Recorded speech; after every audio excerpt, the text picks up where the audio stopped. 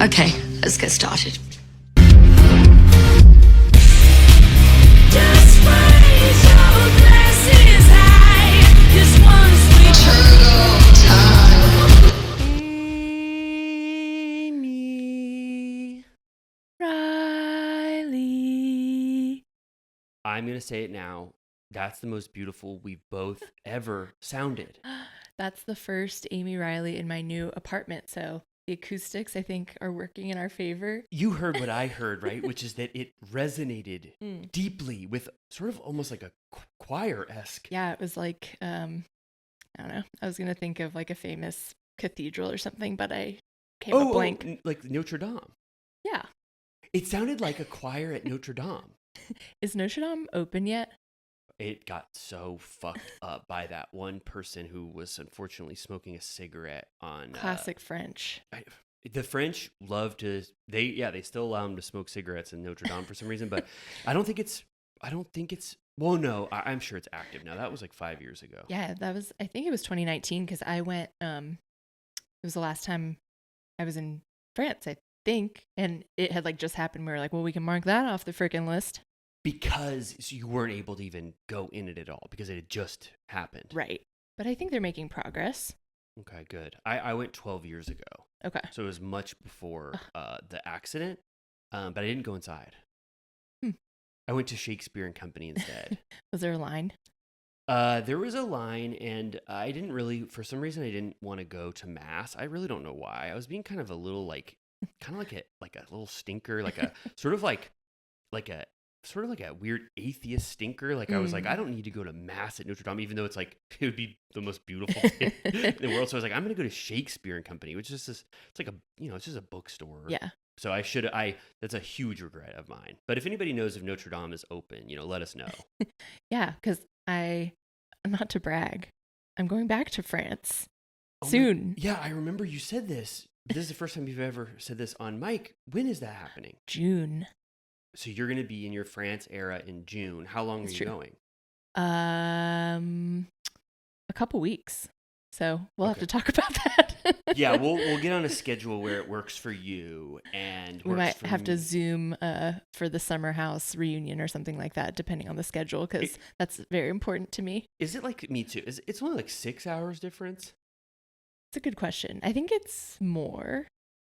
Okay, well, whatever it is, we'll for sure make it work, and it'll sound good. We have a history of being remote and it sounding really good. Never a problem. Yeah, I was going to ask you, while you're in France, could you make French people like Americans more? I'll do my best. I did buy I went thrift shopping recently, and I bought a 2-piece Hawaiian shirt and shorts set that has the McDonald's golden arches on it. And I was like, I should just only wear this there. That would be really cool. Like almost like defiant, but awesome. Yeah. I mean, they like McDonald's too. Yeah, for sure. They said, I read this poll, and it's like, it's one of France's most exciting restaurants, or that they love it. It's one of their top restaurants, top 3 or 4. Yeah. Collecting international McDonald's experiences is always very fun. Yeah. So are you going to take a peek into McDonald's? Definitely. That happens in that film, The Killer. Did you ever see that David Fincher film? Oh yeah. He loves McDonald's in Germany or France or something. He's like, I love McDonald's because where else can you get protein for $3 or something? It's about capitalism.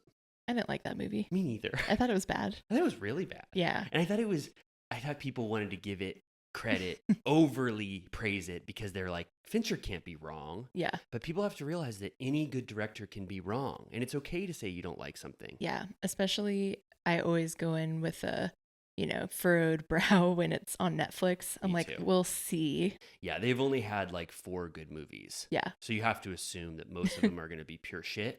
Yeah. But I don't know why people just don't want to just have faith in their own taste and say, like, even if it's Paul Thomas Anderson, just be like, I didn't like licorice pizza. Mm-hmm. It's like, you don't have to. Don't say that. I'm scared. Yeah, I know. But anyway, so you're going to France. I can't wait to figure out how we're going to do that. Yeah. And I wanted to ask you one quick thing, just because I didn't ask you in real life. How was Disneyland? It was fun. Yeah. What did I do? I sent you this thing. I don't know if you saw it on TikTok, but apparently when the day that you were there at Disneyland, the Walt Disney animatronic ride shut down and all the animatronics were speaking like garbled robot voice, and the technicians were going like, do not be alarmed, the ride is just broken, but continue and stay in your seats, nothing is weird. And it was getting sort of like the Willy Wonka tunnel a little bit, where it was like, it was kind of like Westworld actually, where it was like the robots were speaking some weird language and the lights were flickering. You didn't have that experience. No, everything ran smoothly. None of our rides were halted. I was with a Disney pro, so our scheduling was very efficient. We were using our Genie Pass. We were flying through. Our schedule was great.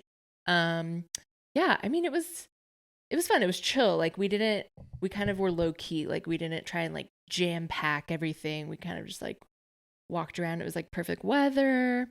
Good. It was good. We'll have to go one day. You said you put a Sir shirt on one of the pirates in Pirates of the Caribbean, right? Oh yeah, it's waiting there. That is so cool. All right, so if you go to Disneyland within the next 2 weeks, one of the pirates, it's the one that's being chased around with the what's that thing? Rolling pin. Yeah, it's the pirate that's being chased by the person with the rolling pin. That pirate has a Sir shirt on it, and it'll probably stay on there until they can catch that pirate.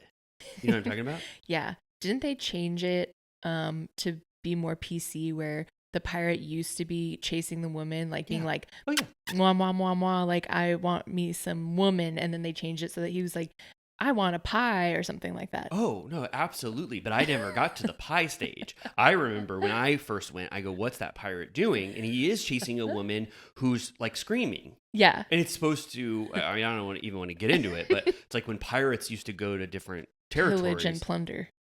Yeah. And very bad eggs. It was awful what the pirates did. But like, isn't that the reality of a pirate? Like, I know, but I think too many kids were saying to their parents after they got done, Mommy, why was that pirate making whistle wolf noises, and that woman was running away? And then they subverted the narrative by having her rolling pin him to say like this, you know what I mean? Like the opposite. They also made it so that it used to say wench for sale or something like that, and now it's like the most beautiful woman prize or something. Like it's like like it's just like we celebrate her.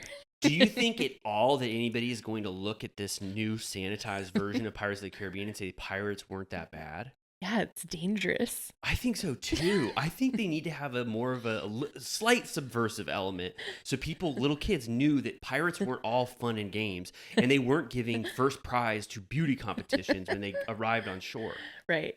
And it's like, I mean, it's still the city's on fire, and there's like a alcoholic man rolling around with pigs and shit. Like they didn't change everything, just the, I guess, female stuff.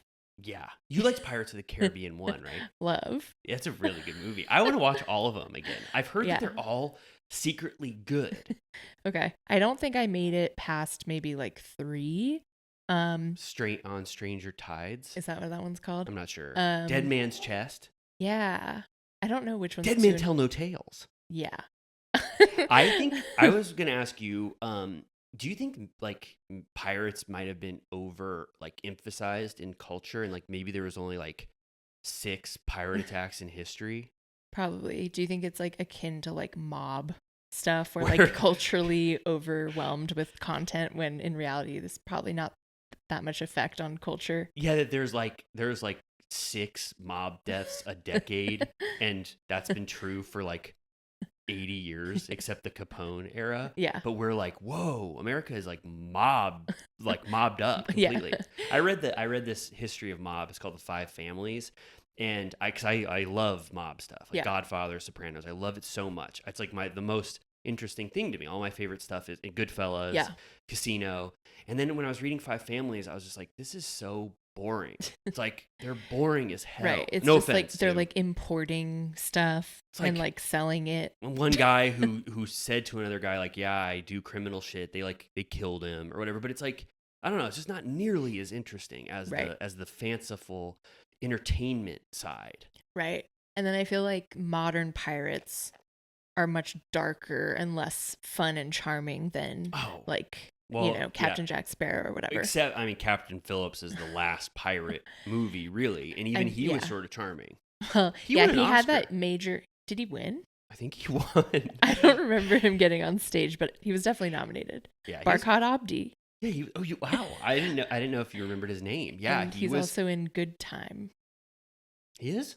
Yeah. Oh, that's awesome. Wow. Yeah, he was really good in that, but that's probably the last successful pirate movie. He's good. I talked to him the other day. We're Let's trying have him on. I don't know if anybody saw this, but I'm working on Bad Boys Ride or Die, and we're trying to get him in this film. I'd like to see that. That's why I'm wearing all this Bad Boys Ride or Die Is that merch. a new Bad Boys? Yeah, so Bad Boys 1 through 4. This is Bad Boys 5. It's called Ride or Die. They're shooting it in Miami. Martin Lawrence and Will Smith are back, and it's going to be the best Bad Boys installment there is yet. Is that Will Smith's first post-slap release? Yep. I knew you were going to ask it, and the next question is, do they reference it? And they do. Good. Martin Lawrence says, I hope I don't get slapped. Well, anyway, we're having a little bit of an issue with our GarageBand, but I'm just going to pretend that that's okay. Or actually, let's take 1 second break. Martin Lawrence says, I hope I don't get slapped like that one guy got slapped at the Oscars. And Will Smith says, don't ever say that again.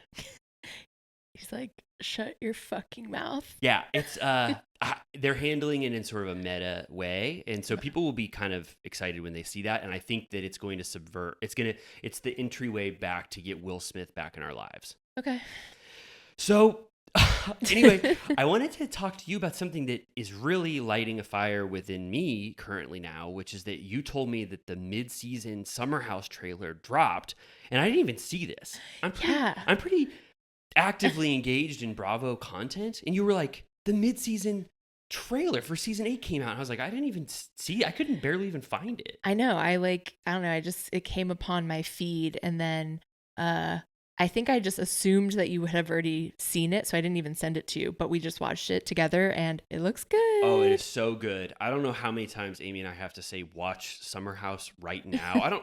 If you're a little turtle cutie or Villa Rosa VIP and you listen to every episode, but you're just like, just listening to Summer House stuff, sort of like bearing with it as we talk about it, you got to get on the Summer House train. Yeah. It's all led up to this. This is like their Scandival season, but it's not as like heightened and dramatic and toxic and evil and disgusting like Scandival. Yeah. This is like a relationship that you've seen almost since the beginning dismantles in front of your eyes, and they captured it at the pivotal point. It's beautiful. And the trailer looks so good. I know. It's like this season is good in every way already.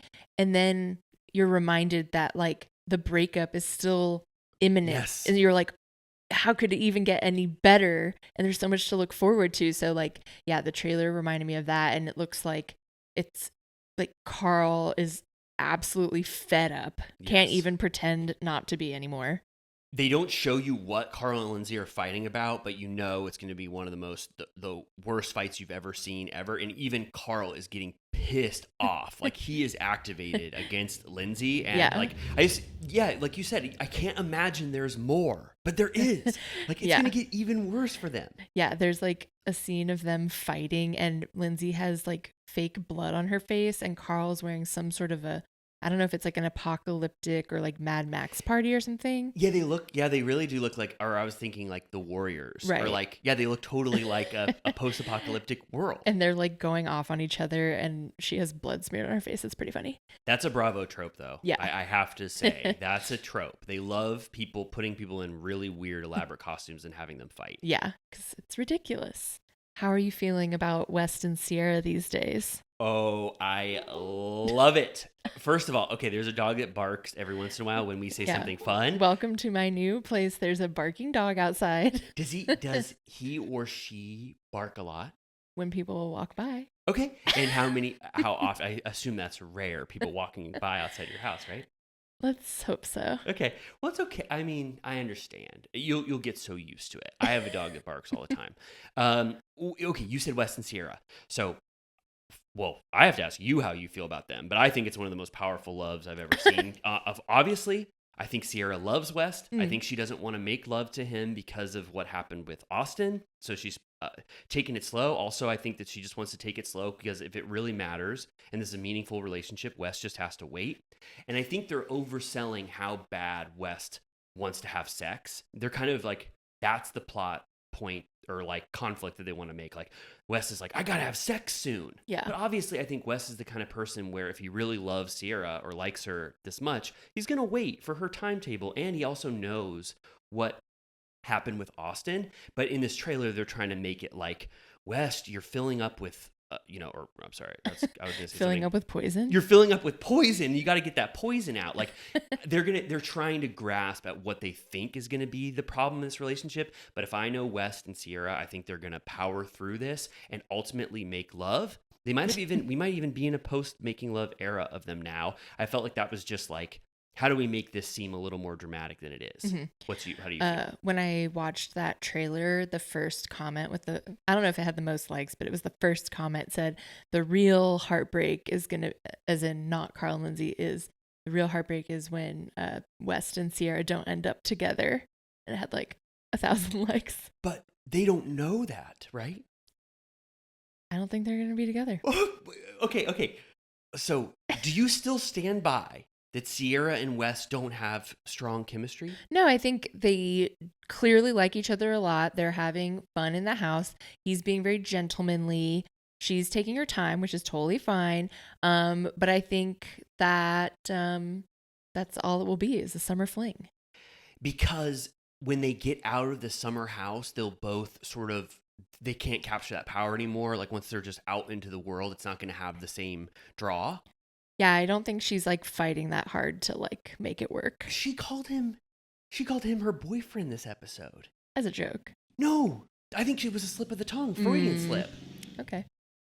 Amy, if you're right, I'm going to be, I'll give you credit. You've been right 100 times before. I've been wrong 100 times before, but I think this is a classic Turtle Time bet. We never have disagreements, but I feel like Wes and Sierra are still together. I think they still love each other. I think they've already made love and they're in a post-making love world. And I think that they're actually so powerful that people have to nitpick little things that make it seem like things are bad because it's actually so good. Yeah. Did you see West running into, or Andy Cohen running into West in the West Village? I loved it. Andy caught him and some other Bravo cast member. Amir? What was he from? I think maybe Summer House Martha's Vineyard. Okay. But they were day drinking and it seemed like West was just drunk having the time of his life, on a beautiful day, and he kissed Andy on the cheek. Yeah. Andy was thrilled. And he was like, because West is going to be on, for the listeners, Watch What Happens Live tonight, Thursday night. And Andy was saying like he's making his Clubhouse debut, and Wes was like, don't be too mean to me. He was like, I'm not going to be mean. Can you imagine how fun it's going to be? Kyle and Wes on Watch What Happens Live. I love it. They're honoring Wes so much. If you were going to say most powerful newcomer in the Bravo universe and put Monica Garcia against Wesley Wilson, who would you say is more powerful? Well, it's hard because like enjoyment wise, I say West, but like culturally, Monica like broke the internet, so to speak. But two powerful newbies into the Bravo universe. Like that's pretty good casting wise. It can still happen. Yeah. We also talked about this earlier, but there was the announcement that BravoCon isn't happening until 2025 now. And I'm so pissed mainly because I want to hang out with West. Yeah, no, I feel like I'm sort of isolated in my sadness. You and I haven't talked about it, but a lot of people I know are just like, that's good for my wallet, or like, I'm glad to take a break from it. But yeah, I really had a lot of hope. Like I tied a lot of hope to that. And I thought BravoCon 2023 was one of the most fun times I've ever had in my life. Yeah. So the fact that I don't know why we have to wait. We have nothing to look forward to. I have absolutely. We could be dead November 2025. That's exactly what I said. I said that. I said, who knows they're going to be alive. There could be a civil war. I'm worried about the end of 2024. The fact that they expect everyone who wants to go to BravoCon to live until 2025, that is like, the odds of that are ridiculous. No promises. And also, I wish Andy would have said, I have an excuse. Yeah. Like, tell us why you're skipping a year. You didn't Right. even skip COVID years. Do you think it'll be in the Sphere? I would love if one of the events was in the Sphere. I want Caesar's Forum. I still want Caesar's Forum, but I want the first Turtle Time panel to happen in the Sphere, and I want whatever we're doing inside the Sphere to be projected to all of Las Vegas. Yeah. That's our, if you don't mind, that's 2025 New Year's resolution. Turtle Time hosts an event called BravoCon, what's like a new Bravo After Dark? Like Yeah. Bravo Unhinged. And it's us leading one of the most chaotic panels in BravoCon history, and it's broadcast to everyone in Vegas on the Sphere. Yeah. I like that. Okay, good. But what's your, like, I heard that people said that the BravoCon didn't like take over the forum, and there's a lot of competing events or whatever, and so that they don't have that space.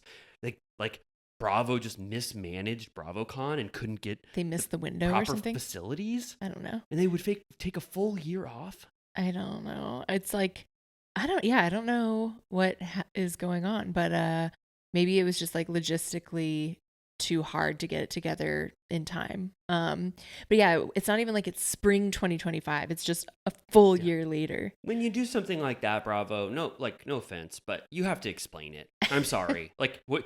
Everyone just has one question. Yeah. Why did you skip a year? What happened? Like, can't you just explain it? Yeah, they did say that they're going to have like little micro events in LA and New York, which hopefully we'll be invited to. For sure.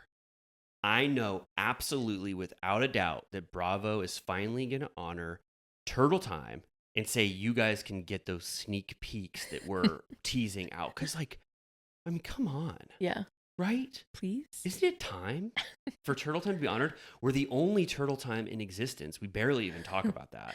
I know, where the other one is just MIA. It's gone. I mean, it's. I think that podcast one. Well, first of all, when we talked to Avery at BravoCon, we told her that we were hoping to easily integrate their audience into our share of the audience because it would be an easy transition.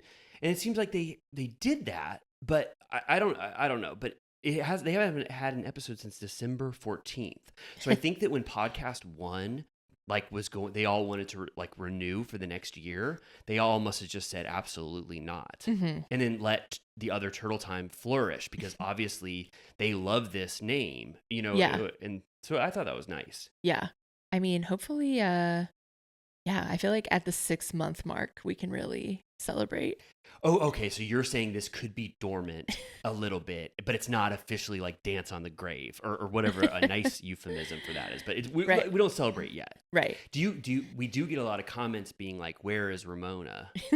You know what I mean? Yeah. Hopefully you'll stay. Yeah, if you're listening. The last thing I wanted to talk to you about, because we hit all the bases there, but I did want to talk about the Jax and Brittany separation. First of all, I didn't realize this, but Brittany got front page of Us Weekly being like, did you see the cover? Exclusive? Yes.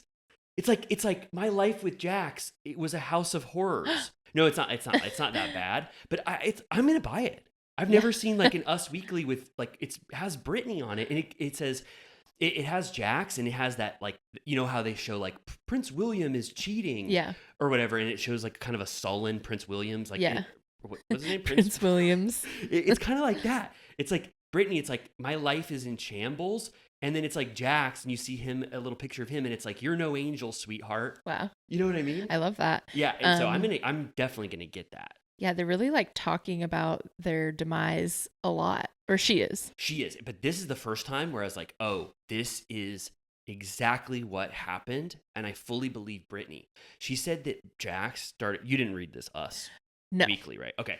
Jax started picking fights with Brittany out of thin air. The thing that you said where her and Kristen went out for a night on the town, she said, I got back at 10 p.m. Jax also went out, and he got back at 4 a.m. And when he woke up the next morning, she said he was hungover as hell. And he said that Luke had been getting in touch with him, telling him that Brittany had been talking shit about their relationship to Kristen, and Luke was checking in because he thought things were really bad between Jax and Brittany. So Jax thought that Brittany had been talking about their problems to Kristen, and Luke was the one checking in. And Brittany was like, I didn't do that. First of all, I never said anything to Kristen about that. And also, Luke didn't even text him. I thought they don't like each other. No. So she said Jax was starting to invent problems in their relationship and like pick fights with her all the time. And it was constant. He kept doing that. Yeah. And they were like fabricated fights. And Yeah. so finally she had enough self-worth where she was like, I don't want my life to be like this. And also she's like, we're only making love like twice a year. And then when she wanted to have children or more children, Jax is like, no, we can't, like, this is awful. And she's like, well, it kind of put a spotlight on their relationship, because if they're having problems in their relationship if they don't want to have children, it meant something more, like the stability of their unit is kind of askew or fucked up. So it's a very good, detailed, like, breakdown of their breakup. Yeah. I was listening to her on Not Skinny But Not Fat, which is a thing. Not a skinny, podcast. but not fat. And then I was listening to Zach from the Valley on Nick Vile's podcast, because I do it for the listeners. Yeah, But that's nice. he was saying that he essentially said that Brittany is like traumatized or has been through so much. Like, he made it sound completely horrific, like Really? her life in general. And he said that he's never seen her happier than her Airbnb era, which is now. That's so sweet. I don't know. I don't know why. I like Brittany. I just forgot about, like Brittany, because she wasn't on television for like 3 years. But watching this episode of The Valley and seeing Brittany's like energy, I was like, I like Brittany. Yeah. Like, I think she's fun. She's always been sort of Jax's apologist. Yeah. Is that the right word? Like, Yeah. she always just she's kind of like, she has to just do damage control for Jax all the time. Yeah. But I think that I would kind of like to see how she navigates the world post Jax, because I think she's a fun, good person for the most part. I mean, everyone loves her. Like, yeah. But yeah, she was saying, they were talking about the Faith voice memo or whatever from season, I forget what season that was, but like the Rotten Hell or whatever. And she was like, if that happened now, I would never put up with it. Like, she said she forgave so much, and I feel like there's stuff we don't even know about. But yeah, it really sounded terrible. And then he, Sandoval style, refused to move out. Yes. So she had to go to an Airbnb without her son, because they, I guess, wanted to keep him in his normal home. Right. So. And she said that she still goes into the house and like she'll like clean up after Jax and stuff. And then she's like, I'm gonna stop doing that pretty soon because Jax doesn't appreciate me. And I just like come to the house, I clean up, I take care of Cruz, and then I leave the house. And she's like, I'm about at my wit's end with that. I'm gonna show him what life is like without me. So it sounds like Jax is just like, he has to do like what she said, those 4 things to be better, like make love to her, like honor her, stop picking fights with her all the time. And she said, stop spending so much time at the bar. She says he doesn't need to be at the bar as much as he is, but he's like loving this new fame era so much that he's neglecting his duties at home. Right. And I think that, so she wants Jax to either appreciate her finally, or divorce, or, she's going to divorce him and live without him. And I'm glad that she came to the point in her life where she won't take Jax's shit anymore, because imagine how much shit she's taken from Jax for these 10 years or whatever. It sounds horrendous. She was saying that, like, she wasn't ready to say that they would actually for sure get divorced. Yeah. She was like, I really don't know. But she was like, Michelle and Jesse definitely are going to get like divorced. She said that? Yeah. She was like, they're not coming back from this. Yeah. They don't have, I don't have any hope for them. I never saw one good, No. there wasn't even 1 second of like good No, between them. we'll talk about the episode later, but there's a moment when he tells just like a very mid, like whatever joke. It's hardly a joke. I don't even remember what it was. It was like a comment, and she chuckles. And then in her confessional, she's like, we haven't laughed like that in years. Yeah. And I was like, that? Oh, it wasn't even funny. It was about Kristen or something. Like, yeah, she was like, we haven't been like doubled over in laughter in a long time. Yeah, she was like, huh. Yeah, it wasn't even funny. I mean, it's like the bar couldn't be lower. Yeah, they absolutely hate each other. But anyway, I would recommend the Us Weekly article. I mean, get it if it's on your newsstands, because it really is cool. I'm like glad Brittany got this front cover about Jax. Let's bring back the rag mag. Yeah, I want that total rag mag vibe. Who wore it better?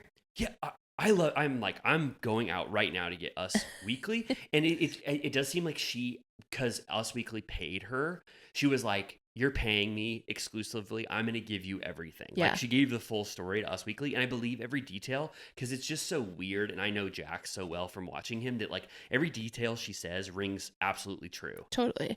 Yeah. Whatever she was saying on the podcast about details about their relationship, she was like, Jax is gonna kill me when he hears this. Like, I think he doesn't want anyone to know anything, and she's like, I'll fucking spill. Like, that's her power play, is that she's like, I'll tell everyone everything. Yeah. It sounds like she doesn't give a shit anymore. And No. she's fine if the end result is divorce, which is the best place to be in if you want to take back your power in a relationship. It's like, I don't give a shit. Like, Yeah. if this ends, I've resigned myself to that. He needs to be better. Yeah, it kind of sounds like for her, she just kept bringing up their house. Like, it was like Tom and Ariana style, where I feel like apparently they both put the same amount down and their finances are separate, which I'm like, proud of you. That's cool.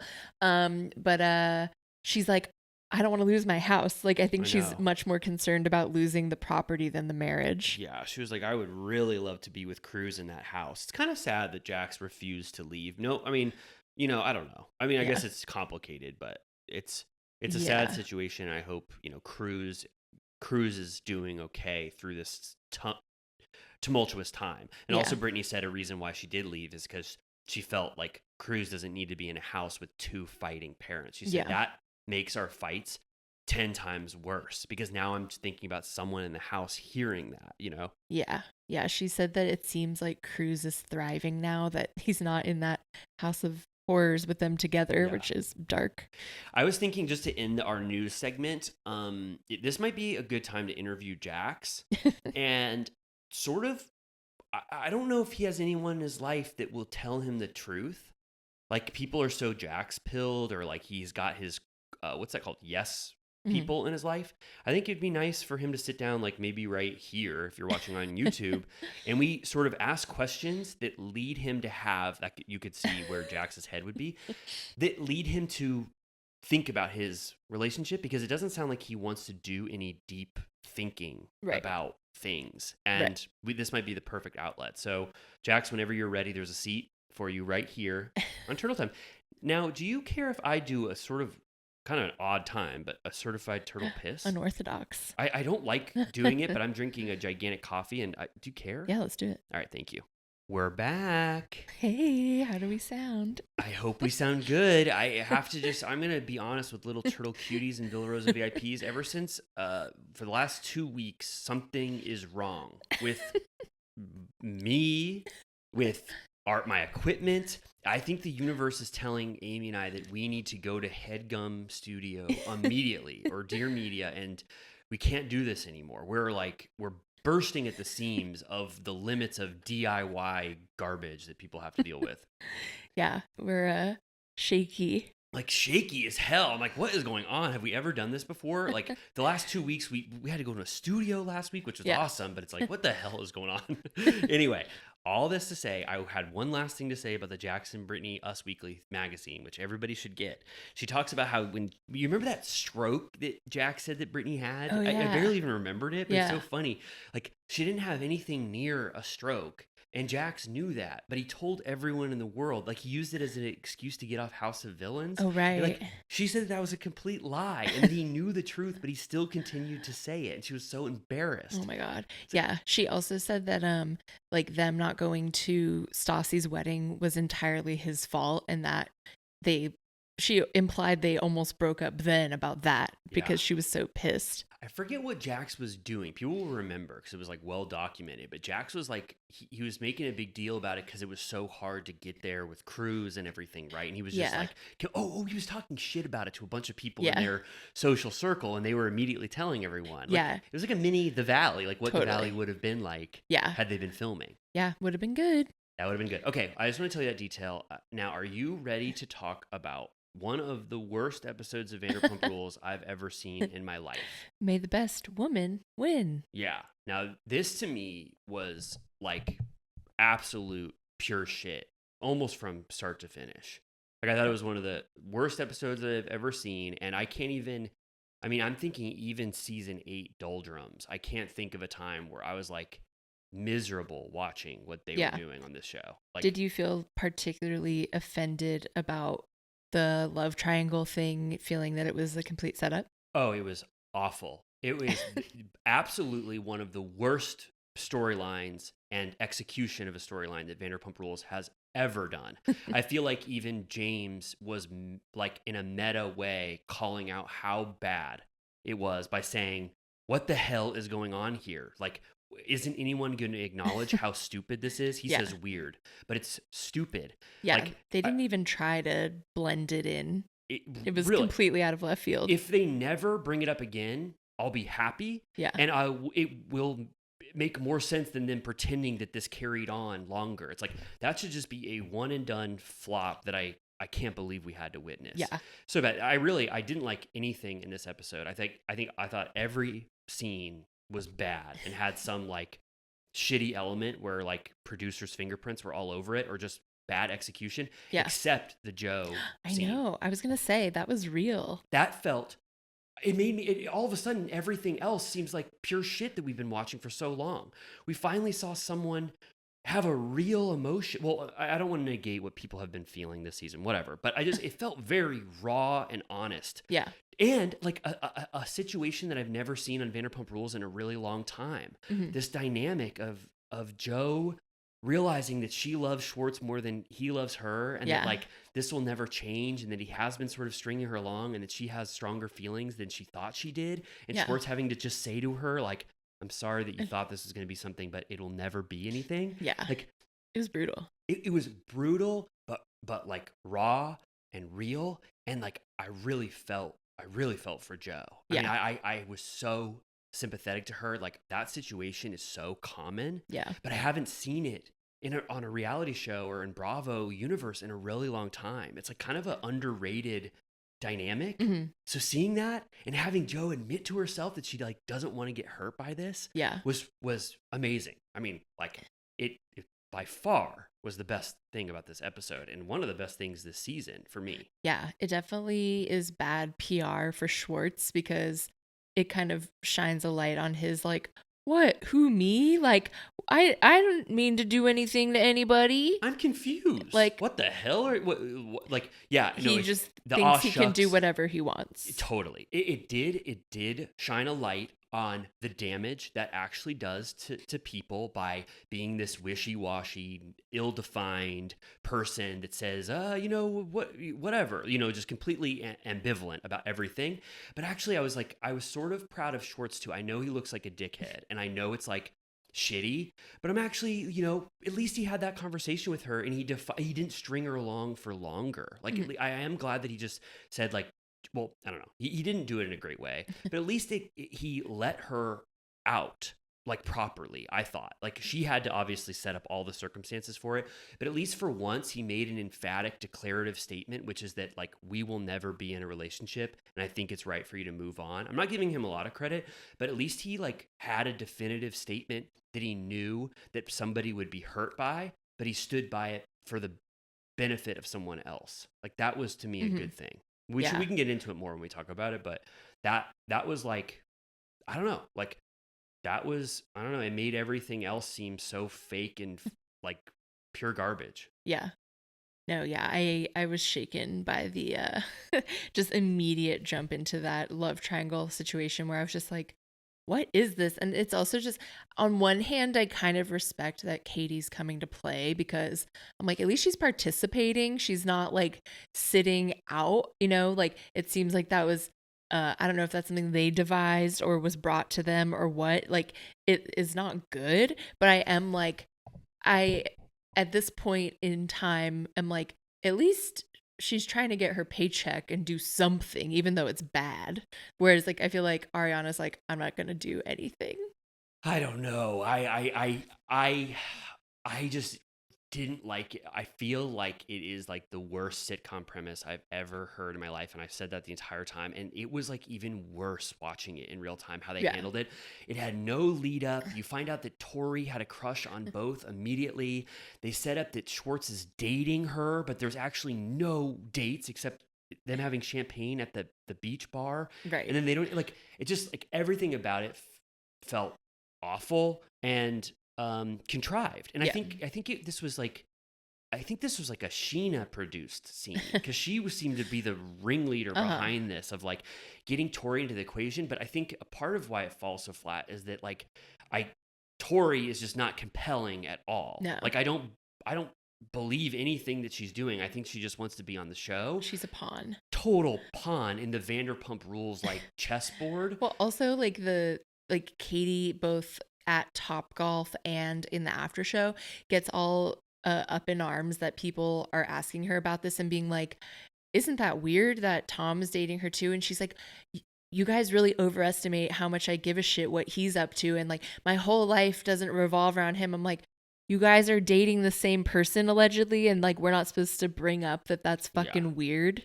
Yeah. I mean, yeah, totally. Like, what are you talking about? Like, that's not something to get indignant about. Like, that's something to be like, yeah, it is weird. Yeah. But also just like calling it dating. I'm like, I get it. Like in theory, that is what they're saying is happening. But Schwartz just went on his first date with her after knowing that this Katie element was already there. Yeah. They're both doing it simultaneously. And it's also like just after this Max thing that had happened, which was organic and exciting. Yeah, it was. And it's something that Katie didn't want on camera. And this is something that Katie did want on camera. But also, like, I'm like, I don't even know how to talk about it. Like, Katie and Tori's date where they paint together. I would hardly call that a date. I mean, I was just like, this is your first date? In what world? Yeah. If you were really, like, were attracted to each other and, like, wanted to see if this relationship would work, the first thing you do is invite her to your apartment and have, like, a Bob Ross painting competition with each other. It just was like, I thought it was going to be bad, and it was worse than I ever could have imagined. And I think the Tori element of it, like the fact that they tried to get her in as Sheena's nanny, and that fizzled out. And then she's like Schwartz's love interest, and that like Schwartz, I don't think he has any chemistry with Tori at all, or even likes her for 1 second. Like that, Schwartz couldn't sell that. They went on a date apparently, and they just used it as a flashback where he kissed her, but like. If they went on a date, obviously we should have seen that unless it was just absolute pure shit with no chemistry. Right. So I was just like, I couldn't believe it. I was like, this was handled in every way so badly. And I hope they never talk about it again. I know. Is there any evidence that it will continue? I don't think so. I think we got every single glimpse of Tori from the mid-season trailer, or from the trailer. I think I saw every single scene. The kiss with Katie, the kiss with Schwartz. Like, I think it's over. It has to be over. I mean, it was like, that was really bad, but that's not even the only bad scene. Like, there were so many. The sexy singles thing was horrible. Paintball was horrible. Yeah. Top Golf was horrible. Like, it was like, full blown fucking flop. Like, everything. And I don't know how, like, I honestly don't think it like needs to be like dissected so much. Like, I mean, is there anything else to say about the Tori storyline with Schwartz and Katie? I mean, yeah, it just felt like, I don't know, almost in a sense, I was like, it was, I guess I can derive enjoyment from them not, yeah, I don't even know what to say. It's like why is this not a problem for anyone? Like, yeah, because it's not real. Right. It's because it's not real. And because it's so bad that I think it's like, no offense to Sheena, but I feel like this is like, Sheena was like at the Alex Baskin meeting. She's like, I've got an idea.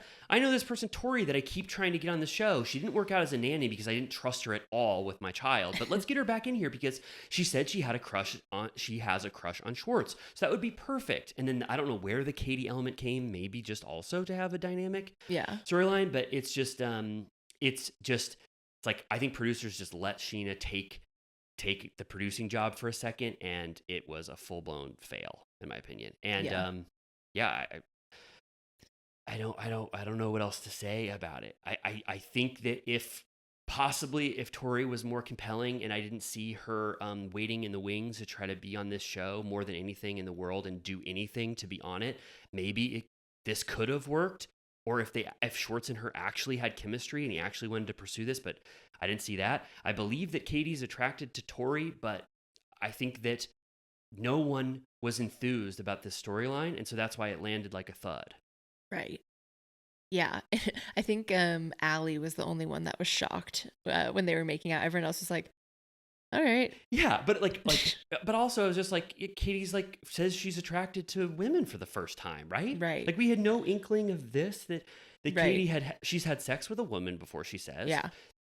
Tori says sex with a woman is so much better, and I'm like, okay, wow, like that is a huge revelation about Katie. I just wish that it wasn't like a part of this like contrived garbage storyline. Like I would Right. like to see her, date other people if it wasn't like this version of it, which is Yeah. very, very bad in my opinion. Yeah.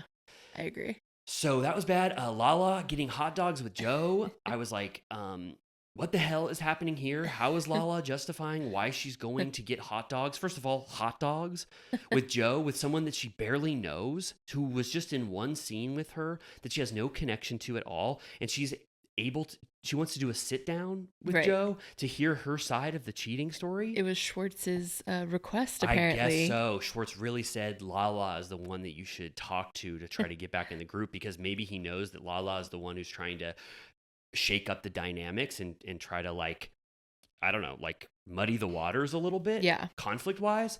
But that was a horrible scene too, because I don't understand Lala's motivation. They didn't sell it properly.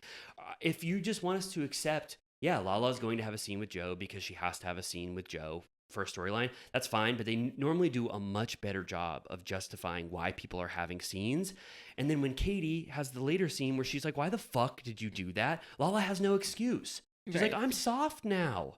I just go meet with everyone now. It's because Lala has no authenticity and doesn't give a shit about real relationships on this show. She just wants to stir up conflict any way she can. And that's why none of her conflict hits hard, because you can't trust what Lala's doing in any scene because she's not properly motivated by authentic relationships. Right. So when she goes to, like, everyone should be surprised by everything Lala's doing because it just doesn't make any sense. That's why I was so, like, aggrieved when Lala made the first call to Rachel. It's like, why you? Why are you doing this? Right. This has nothing to do with you. You just want a storyline so bad. And I think it's, She wanted a cheese dog. she wanted a cheese dog. And for now once. I want one. Yeah, I want one too. So not to talk too much shit, but it was like back to back, just pure shit. Like the golf scene, I could tell they were floundering with what to talk about. Paintball was so bad, like so bad. Sheena and Lala show up to Tom Sandoval's paintball event for moral support, Right. even though they're not participating at all. Like, Yeah. Why would you ever go to that? and why do you not even justify now why you're going to Tom Sandoval's paintball day? Right. It's like they're not even trying to keep up the illusion of what this show is actually about, which is that when people hate people or love people, they hang out with those people. They don't just go to events with people they hate or they're not friendly with to stir up fake conflict. Right. I did know in my heart that Sandoval would have the most gear imaginable. Oh, he was so world's toughest test pill. Totally. He was like, I got to get back in that dynamic. Yeah, I feel like Sandoval's the king of paying full price, and just any specialty store he walks in, he just buys the whole kit and caboodle. Like I can't even imagine how much tactical stuff he has. Like I feel like he went into that motorcycle shop and just bought the Yeah. sidecar motorcycle, on the Yeah. spot. That is what I assume to be like the most expensive place you could possibly buy a motorcycle. Like he bought the like muscle vest for paintballing. Like he has this whole gym. He's like, what's that called? Like, it's like when you're a hobbyist. Mm-hmm. You know what I mean? Or Yeah. like when you get a new interest and you Master of none. go, oh yeah, or like when you go out, like you discover something new, and then that like fully defines you, and you want all the like accoutrements of Yeah. that subculture or hobby that you're in. Yeah, his paintballing sleeves were one of the more embarrassing things I've seen. Yeah, it was shit. I was already sort of tuned out and defined this episode as the worst episode I've ever seen. But I just thought like everything about that paintball scene was like, Nothing happened. it was There was nothing bad. to see. They couldn't even properly film it because no one wants to get paintballs in their face because it's like Yeah. horrible. It's like No. it hurts It so wasn't bad. funny No. or dramatic. Oh, like this was like it had the worst case scenarios of everything. Even golf, like with golf, I was just like, we've seen a lot of golf. We just saw it on the Valley when they went to digital golf, and we've seen mini golf. And like, there's a limit to how many golf scenes for non-golfers that we need to see in the Bravo universe. It's like, it's getting to be Great Gatsby level, and whatever. And it was a weird group. And also it felt forced. Like, why are you guys all hanging out? Yeah. And why do you not know what you're supposed to be talking about? What did you think about Ariana's breakdown? I thought it was good. I thought that it's kind of like she has to remind everyone because we're so removed time-wise from that, and Lala and Sheena are like, so get over it. Like your misery is purely because you're in the house with him. So it was good as a reminder to the viewers and to Lala and Sheena that this is what Ariana's going through, and she sort of reckons that the house is making her miserable, and that she's still very upset and traumatized by how the breakup happened. And I think I needed that reminder again, even though I know, like, it was good to see Ariana like realize how like awful in a different way, a non-rage way, how much Tom Sandoval fucked her over. Yeah, it took 11 episodes, and I feel like, I think she's generally supported online, but it is a good reminder of like, because it's sometimes you forget when she's just being a hard ass. I get a little tired of it. I understand. I mean, we want to see, not like she's allowed to do whatever she wants, but just as a viewer, it's kind of just like the same thing forever. It reminded me that even though it seems like Ariana would be like emotionally withdrawn from this and just think Tom Sandoval's evil, like when she was like, he knew all of my deepest, darkest secrets and he just discarded me like nothing. I'm like, damn, oh my God. Yeah. It's like, there's been so much messing of the narrative to where you don't even really know what was going on. But if you just whittle it down to like really what it was, like Tom Sandoval just hurt Ariana like no one has ever hurt someone before, or in the, one of the worst breakups in history that someone has to suffer through. And it's just like, it makes Lala and Sheena look all the worse for doing their own little side or drama storyline where it's like, Ariana should get over this. Like they're testing the waters of like, is the audience gonna love us being like, it's time for Ariana to move on? It's like, no, like the audience is not liking what you're doing. And also I think Sheena has the worst partner in Lala for doing what Lala does and them being confidants this season. It's like, Sheena, that was the total wrong strategic move. Everyone hates Lala right now. Like, they're so fed up with Lala being inauthentic, which is an accusation that we've always had against Lala. And finally, Lala just made too many wrong moves, and Sheena unfortunately bet on the wrong horse. Like you betrayed Ariana. Katie obviously always suspected that you were disloyal, so that's just more ammo for her. And now you only have Lala, who I swear would kick you to the curb for anything in the future. Like, you have a very, very bad horse that you bet on with Lala, I think. Right. When they were talking shit at that like space age sperm clinic, I was like, where are they? What is this? They showed, did you see? They never do this. And it was so weird. It's like whoever edited this, like, no offense, but like, it's like this was the first time editing Vanderpump Rules. They showed like a big vat of semen with some guy with a ladle like inspecting it. I was like, since when do they show you the inside the facility of where they're at? Like, it was like getting a shot of a factory where even though they're standing outside of it, it like felt really weird. That scene was like, you could have just fast forwarded it. It was like Lala being like, I'm not going to feel bad for Ariana as long as she's in her house. It's like, okay, you really, that's like your moral stand. You thought that is like the best thing to hold on to, that if Ariana's in the house, she deserves to be miserable, and you get to treat her like this for that one thing. Right. And then Sheena's like, Ariana's pride won't let her move into an apartment. And I'm like, Airbnb, heard of it? Yeah, no, totally. Yeah, Sheena's really testing the waters with how much she can be like anti-Ariana and still make the claim that she is riding for her. She's like, wants to be a little bit like, give Lala some benefit of the doubt, but then also like, keep Ariana in good standing, her relationship. So right. This is the episode where we get Schwartz's bleached hair for the first time, which I should have suspected was done at Joe's hands. So tell me, why did Schwartz dye his hair blonde?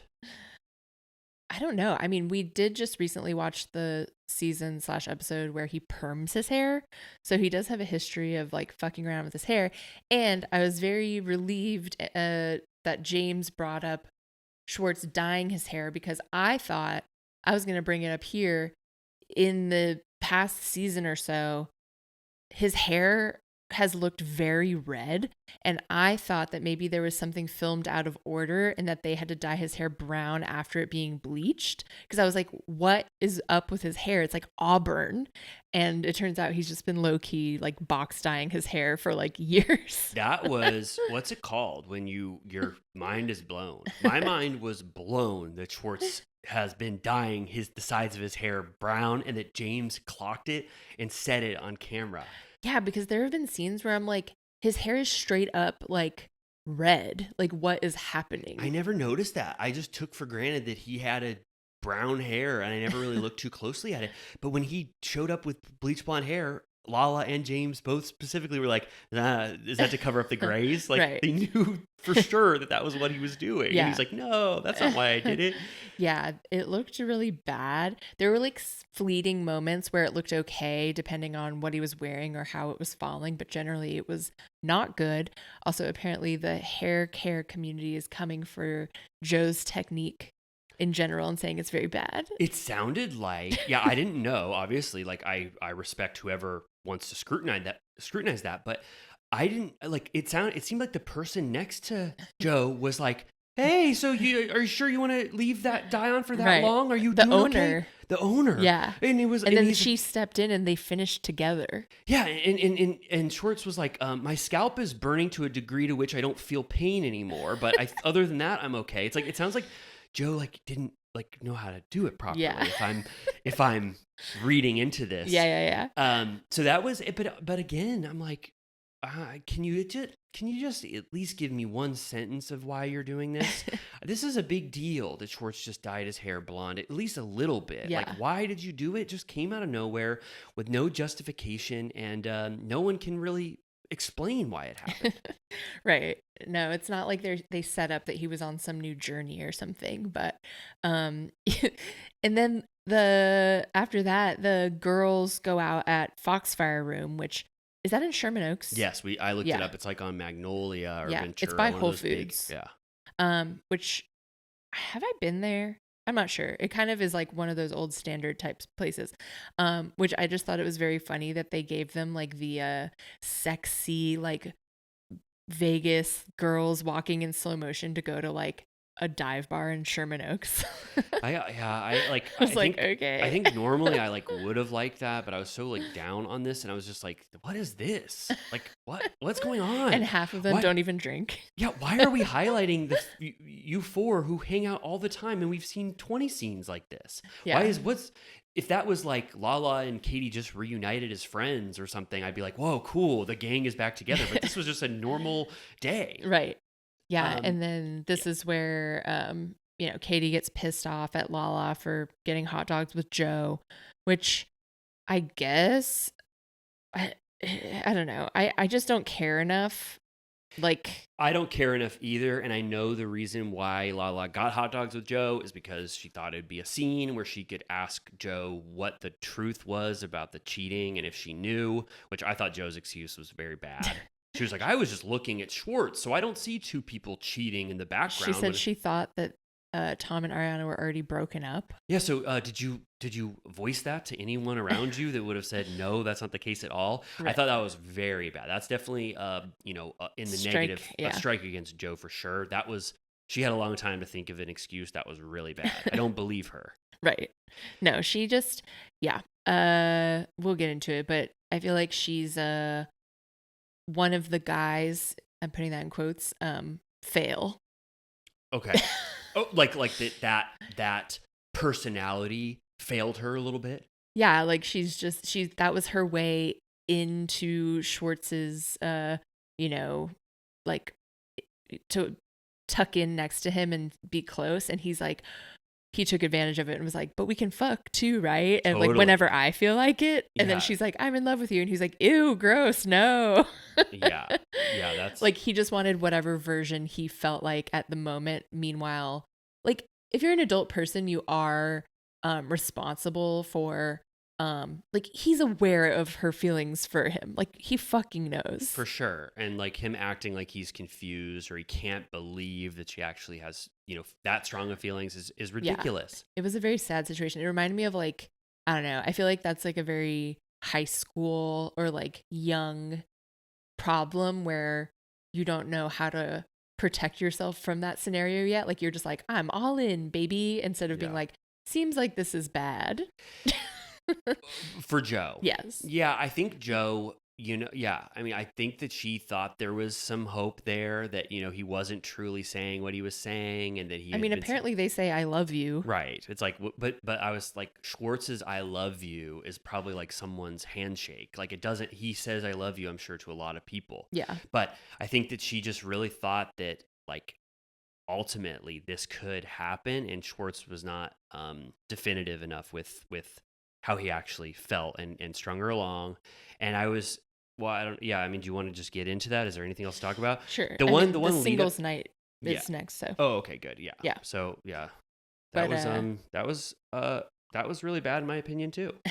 Yeah. Like Sandoval even says that Tom is sending mixed signals and leading her on. And he's like, that's Schwartz's superpower, is that he's so charming all the time, which you can tell maybe he kind of resents because he's like, he gets away with everything, you know, because he's just like nice. Right. But sometimes being nice isn't nice. Right. Oh, right. Especially in this instance.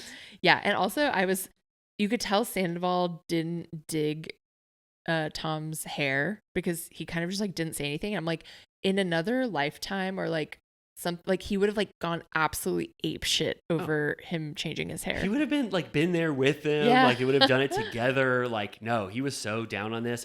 He's also so down on Joe. Like, yeah. You could just tell he does not like the vibe with Joe.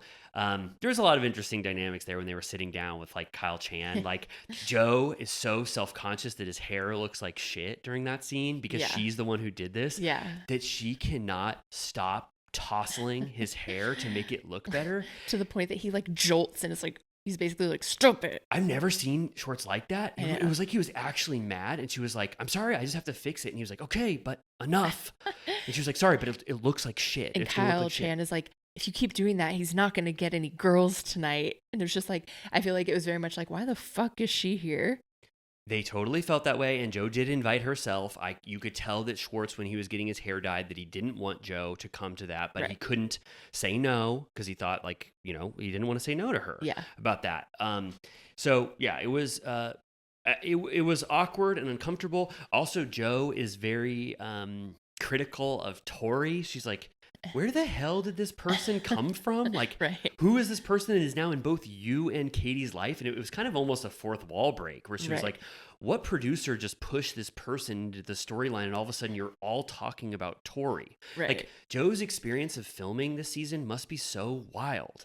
Like, I was talking to this guy who I liked, and then all of a sudden, like, I'm in this universe filled with people who were like talking so much shit about me. Like, I was getting bullied. Then there's this new Tory person that's like on a date with this person I like. Then we're at a sexy singles event where he's making out with someone. Like, her view of this season must be so wild. I know. And like, it's a bummer that you watch her in real time, realize that Schwartz is going to participate in singles night and that he wasn't just a wingman. And then this woman like comes up to him and is like, can I wear your hat? Which I, not to celebrate him because I don't think he came off well in this episode, but since this episode does involve a moment where he gives a woman his hat, I'm wearing the hat he gave me, which is like maybe turns out to be his thing. No, it's sweet. I mean, but no, I mean, it's amazing that like you have a hat. I mean, I guess he does just have, so many hats. He said he had 70 of that hat. I think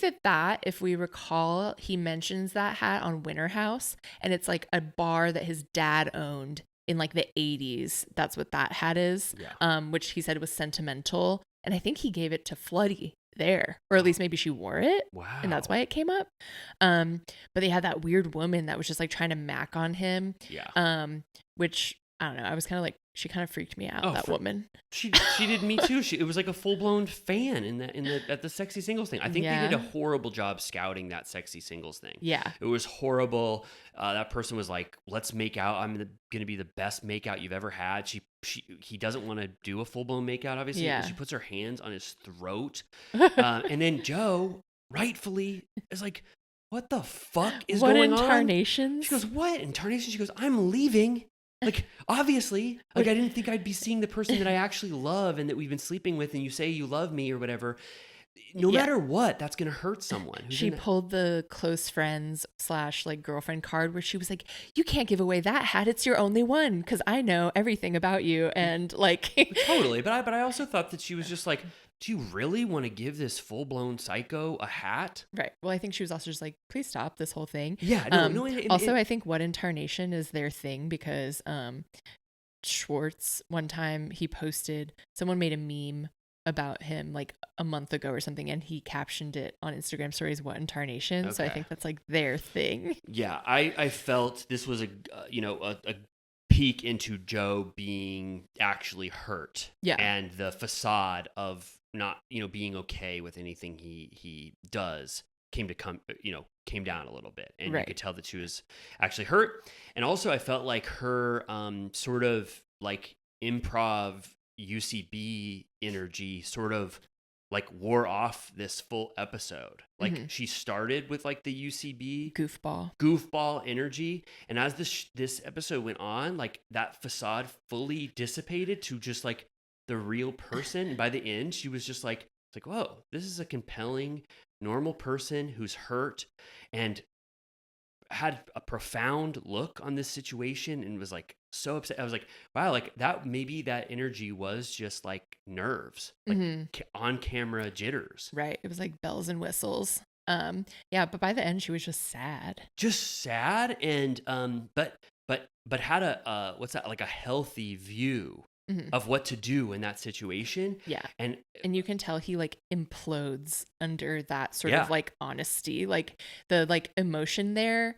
Like he was like started talking in like weird voices and was like, don't cry. Like I was like, can you like fucking relax? Yeah. Can you not do the Katie Bubba voice now? Like anytime things get hard, it's like, this is a real adult horrible conversation you're having. You're breaking someone's heart. Yeah. You're breaking someone's heart. He broke Katie's heart a lot, but we sort of just got numb to it. He broke Joe's heart in that scene, and he can't deal with it. But he did definitively at least state that like he let her off the hook. At least he didn't try to say there is a world. Like, I know in 5 years I will be ready. He didn't give her that. Yeah. Like he at least knew he was hurting her enough to let her go, I think. It was like the definition of like, I think I can change him. Like she's like, because she was under the impression that they had a 1 in a million connection, which seems to be true on some level. I do think it's true. Yeah. But now like, but he's not down. No, he's just like, he doesn't want to be in a relationship. So she's like, if I can just get it one step further, I'm in. Yeah. And it's really sweet. I don't know if we want to get into the like details of it. Are you like, do you want to talk about like their conversation? I mean, sure. She goes in knowing that she has to do this. Like, it's honestly, it was a great scene because she's like, this is the mission. Like, you hurt me so bad. You giving your hat away, making out with someone in front of me. You've said you loved me. We have this like full intimacy and chemistry that like no one can deny. And finally I've gotten to the end where like, I can't do this anymore. It's hurting me too bad. Yeah. It's funny because it felt like they both came in guns blazing where it was like, all right, this can't go on anymore. Like he comes in kind of cold in a way to be like, I don't know what this is all about. I do not want a relationship at all. Like, I want to date who I want. I want to like do what I want or whatever. And it's like, I think at one point is like, shut the fuck up. Yeah. Like, I don't know why you're coming in hot like that. Cause it's like, you know. Yeah. And then he goes like, I don't want to send mixed signals. I just want to have fun. I'm not into anything serious. And it's like, okay, enough. I know. I get it. You just want to have fun. It's like, and then she's like, are you embarrassed by me? Because it sounds like he's like, I've heard that you've been going around telling everyone that we're having a relationship that I don't think that we're in. Right. And she's like, well, what is this then? If you say I love you and have sex? Right. Like, I don't know. Like, And I'm here, that's like, confusing. I mean, she was playing the Gordo whistle when he got home. I was like, Joe's just in his and apartment when he they got there. showed his fridge, and there was like a Polaroid of her, Yeah. like a sexy Polaroid of her, and like notes that say like, you make me really happy. And like, it turns out they were saying on the after show that she like went home to visit his family. Like he Yes. brought her to Florida. Yeah. So it's like, I don't think she's like some psycho. Like he let her like basically all the way in except to make it official, and then was like, I don't know what you think this is, but like absolutely not. Yeah, exactly. And then they sit down, it gets more real. The standing up was sort of like the cold part, and then when it got on the couch, it was like deep and real.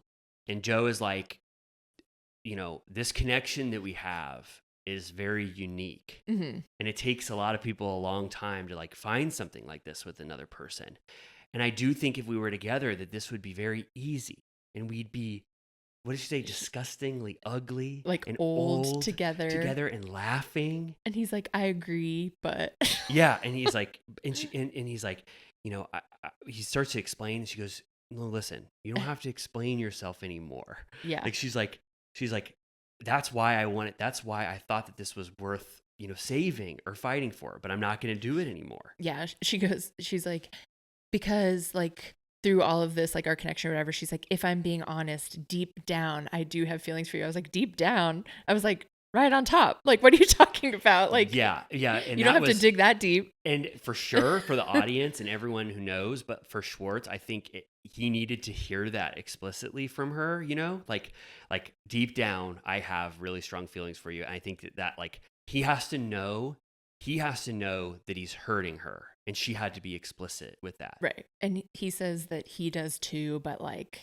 it's not what he wants, basically. Like he doesn't really have a reason except that he's like, I don't want this, because he wants to date like a 25-year-old or whatever. Like, it was just she's friend zoned. She's curbed to the friend zone Completely.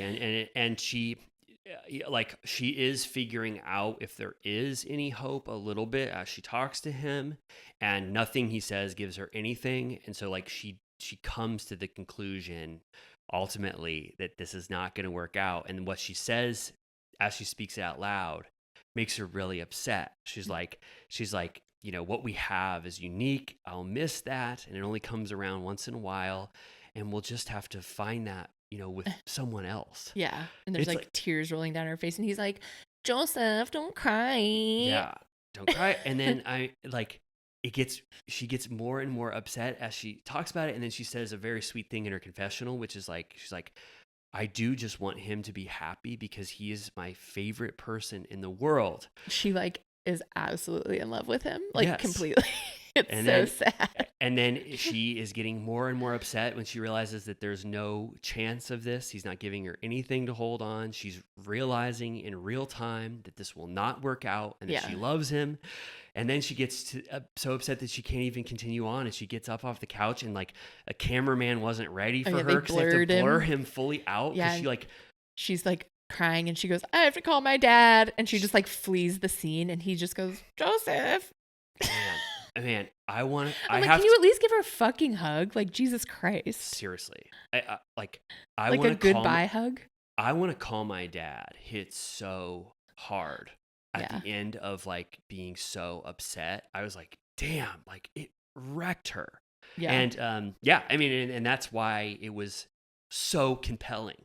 Because I feel like we haven't had a real raw moment in a really long time, and a unique situation. Like, I don't know. I mean, it was, and also like Joe, honestly, you got the full Joe arc within this episode. You got her trying to be in the friend group where she has that hot dog meeting with Lala, and she goes, I have to be friends with his friends if I want to be in Schwartz's life forever. Like, she went into that episode actually thinking there's a chance of them being together forever. Right. Then she sees him make out with someone else and realizes how hurt she is, and then comes to the realization that this is never going to work out, and they break up. Right. Like that's is she going to be on ever again until the reunion? And under what circumstances? I don't think so. I mean, imagine how bad her filming experience was. She got bullied in one scene. She has to have shitty hot dogs at Wag of the Dog or Tail of the Pup with Lala. And then she has to watch someone she loves make out with some fan at a sexy singles event at the Mondrian and then have him break up with her. Yeah. Or in their relationship. It was, so the Joe through line was actually amazing, and then everything else was complete dog shit this episode. Yeah, everyone like gave their opinion on the after show. Like Schwartz says that him and Joe burned fast and bright, and James is like, he was obviously leading her on.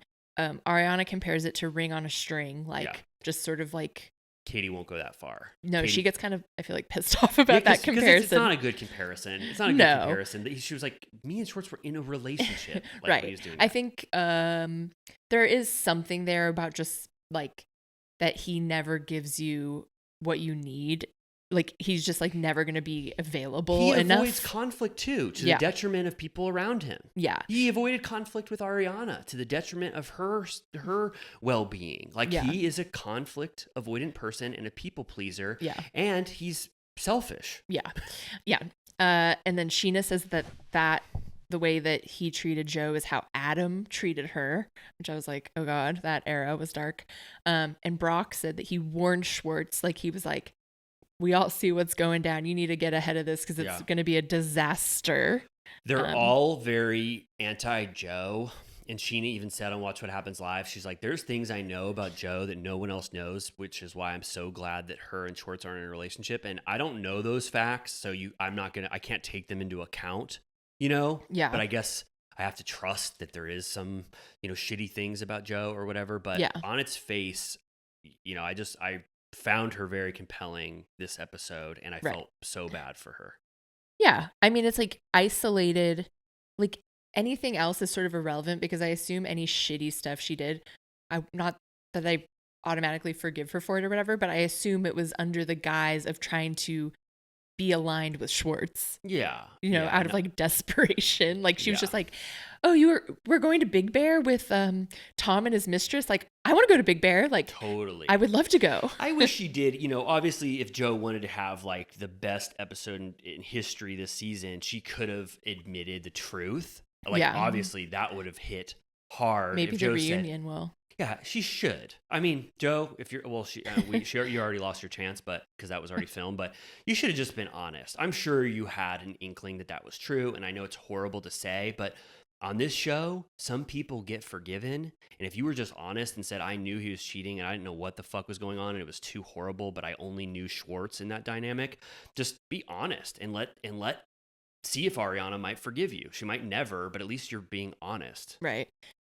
This is irrelevant, but on the after show, Luke says that Tom Schwartz, and Kyle Chan went to a reptile expo. Whoa. Where's that episode? I would love to see that. That could have replaced a lot of the scenes in this episode. That's what should have crossed over the valley. They walk into the reptile expo and it like zooms in on a iguana and then it zooms out and then you're in the valley. Oh, I would have loved that. Oh, you're talking about a perfect transition at the end of Vanderpump Rules where someone picks up a lizard like say Schwartz does and he hands it to someone and then Luke is the one on the receiving end holding the lizard. Yeah. I love that idea. They should just do more transitions between episodes to talk about how these are integrated universes. Totally. Yeah, make a big meal of it. Well, there was that scene in the Valley this week where for a mere second, you think that Kristen and Luke are going to eat at Sir, and they're like, not there, and they keep walking and they go somewhere else. I love that because I thought, is Kristen really going to go into Sir? And she's like, no, not that restaurant. I thought that was a fun little tease. Was that a coincidence, or do you think they're like, that would be funny? I think I don't know. I think it was, I don't know. I think it would be, they thought it would be funny because why they didn't have to go to that somewhere, nowhere, or whatever that place was called. Yeah, what was that called? I don't know what it was called. Soulmate. Yeah. Well, let's wrap up the Vanderpump Rules talk, and then I'm going to take a quick mental health break, and then we're going to talk about Summer House, if you don't mind. Yeah, because I think Summer House was much more powerful than the Valley. No offense to the Valley. Okay. We're back properly. I took a mental health break. Yeah, we went to rehab and returned. I did a few deep breath exercises, and I thought about uh, every day in every way, I'm getting better and better. Great. Do you ever do that? No, I haven't done that. Oh, next time you feel like absolute shit and Mm. life sucks, just look in the mirror and say, every day in every way, I'm getting better and better. And it works every single time. Love that. All right. Well, let's talk about now this kind of interesting episode of Summer House. From lover boy to flower boy. From lover boy to flower boy. So first of all, we thank our Villa Rosa VIPs and Little Turtle Cuties for honoring the Summer House Challenge. Yep. You waited a full week to watch and listen to Amy and I. That is amazing. You know why you have to do the challenge? Because Bravo will not honor us, or NBC Universal will not let us watch Summer House early for some reason, even though it seems like they would probably benefit tremendously from giving us screeners so we could properly recap it in a timely manner. But that's For on there. free. For free. But that's on them. That's an NBC Universal decision, which I don't understand, but whatever.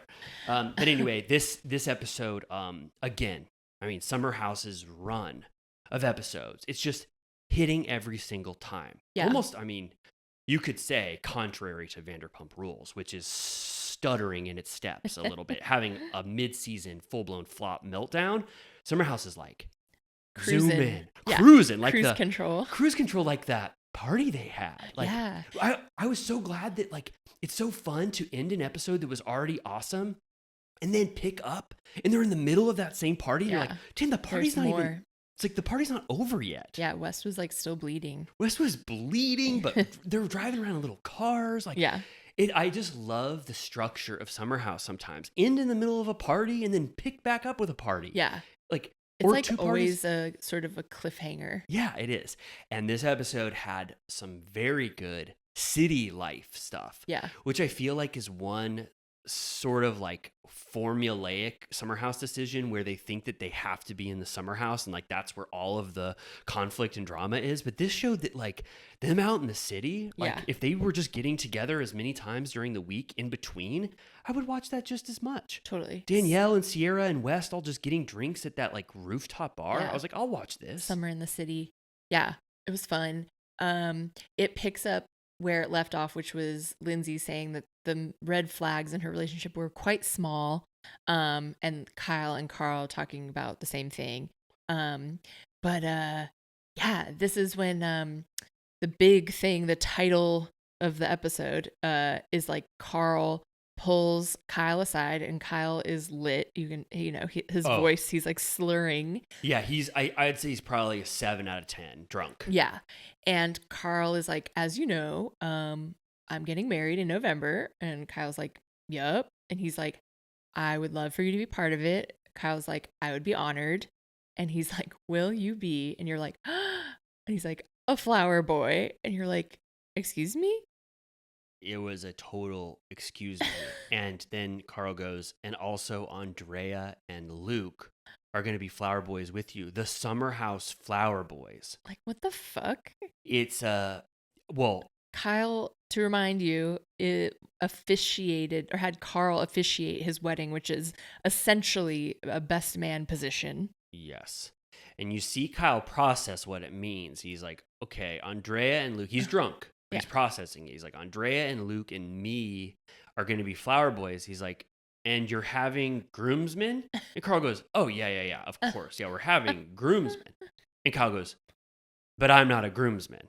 He goes, no, he goes, who's your flower boy? Which, it's like a nightmare. Yeah, it's awful.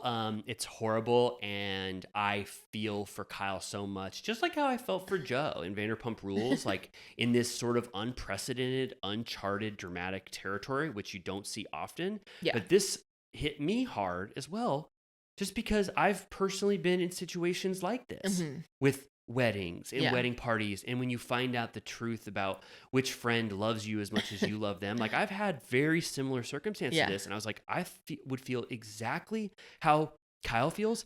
And also it seems like it hit Paige pretty hard too. She knows the extent to which this is one of the biggest slights you could ever be dealt with in a wedding. She was real. She was like, I would never fucking talk to you again if you said that to me. She said I would have slapped Carl in the face and said, enjoy your wedding. I mean, I would have cried. Yeah. Oh no, it's so sad. And Kyle almost cried with Andrea at the fitting store in New York. It was really hitting him finally that like this is a huge demotion in his friendship and love with Carl or their dynamic. Yeah. And Carl says, I mean, he says multiple times in the after show and in the confessional that this was an unsaid thing that Lindsay wanted. Yeah. Now, where do you come down on that? Do you think that is Carl just pushing the brunt of his friction with Kyle on Lindsay, or is he actually telling the truth? I believe him that she didn't want Kyle in the wedding party, or at least not in like a major way. Like I assume that influenced him. Like I think he did it out of trying to please her. I think if at this point, because they had been having a good summer so far, if he didn't think that she'd be pissed, I think he would just been like, "You're a groomsman, bro." Like, yes. But I also, for the first time, am really judging Carl for being a cuck and not being like, Kyle's a very important friend to me. Like, I would really like him by my side if that's how he felt, you know? Yeah. Like, I don't give him a pass for being scared of her. I agree with you. I think that's where I'm at too. Like Carl could have fought harder for Kyle if he wanted. And I think that he was having more issues with Kyle than he's letting on. But I do think a part of it was Lindsay, and she obviously didn't fight for Kyle at all. No. So it's a mutual decision that Carl could have fought harder for, and it is indicative of his relationship with Kyle that he designated Kyle that. I'm not fully blaming Lindsay because I think that he could have fought harder. In the after show, Lindsay plays completely dumb and is like, well, the wedding was going to be at an adults only resort, so we couldn't have flower boys or girls, as if that's like a must have at a wedding. And she's like, so I thought we could have flower boys. And even Gabby's like, okay. Yeah, even Gabby wasn't buying what Lindsay was selling, and also she just never said why was not Kyle considered for a groomsman. Like she just doesn't give an excuse She's for like, that. She says they were like still working on their relationship, him and Carl or whatever. But I did like, I really love the clip that they show whenever they want to share that Kyle and them had issues. And it's when he's like, when actual assholes and actual bitches get their way, it makes me sick.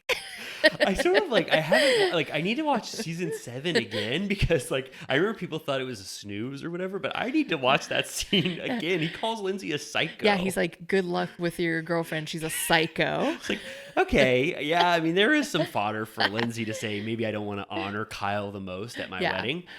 It's the best. But I also liked Jesse and West in the after show interview.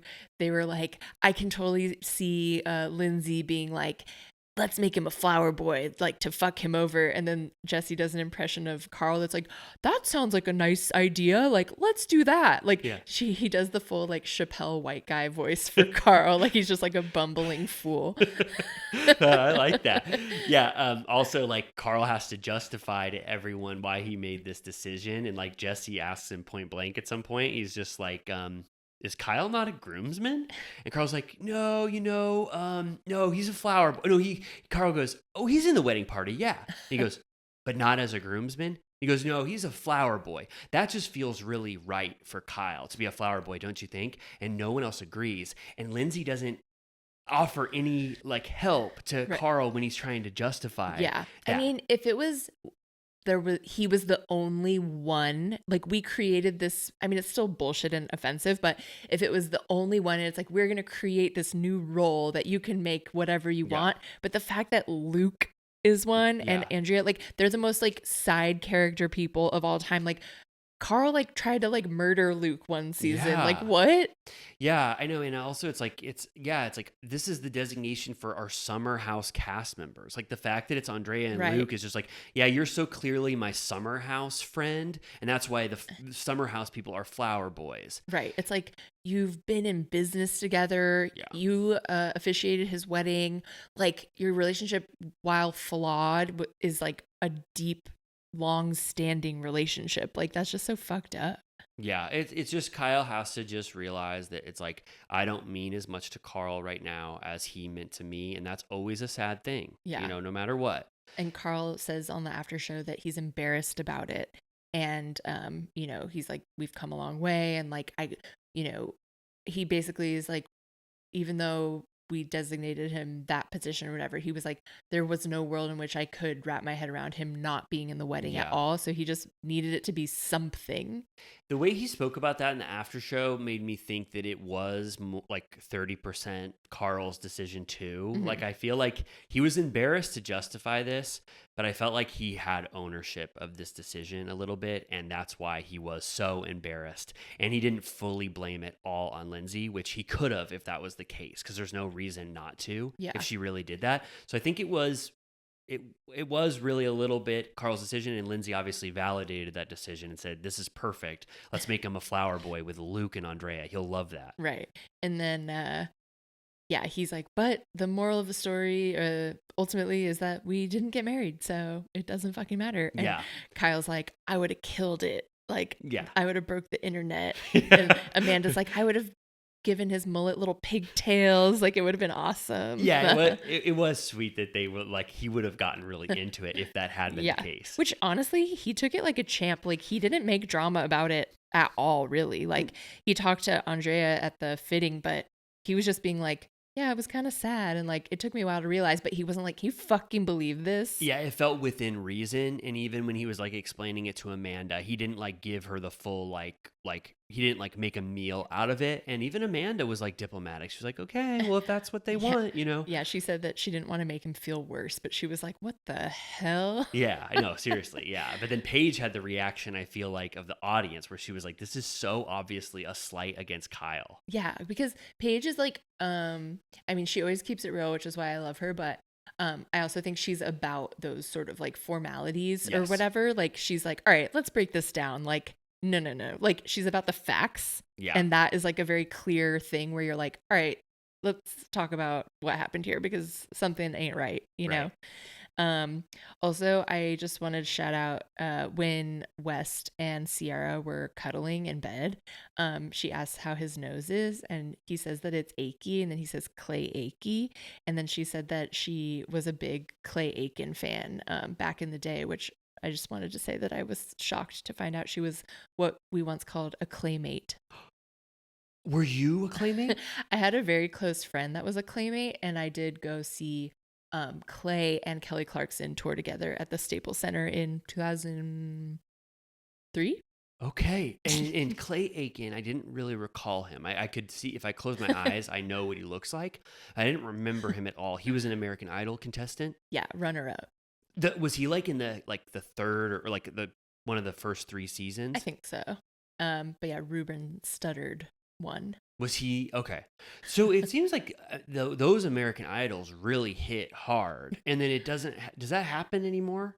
I don't think so. I always forget it's on. Katy Perry's a judge now. Okay. Yeah. Okay. So Aiken, he had, I assume, a bunch of albums and. Yeah. Oh, good. Yeah. What were his big hits? It's a good question. I didn't really, I was never a claymate, and I didn't even follow him even like, I was into music back then in 2003, but I think Clay specifically, Flew under the radar. Did he have a hit song?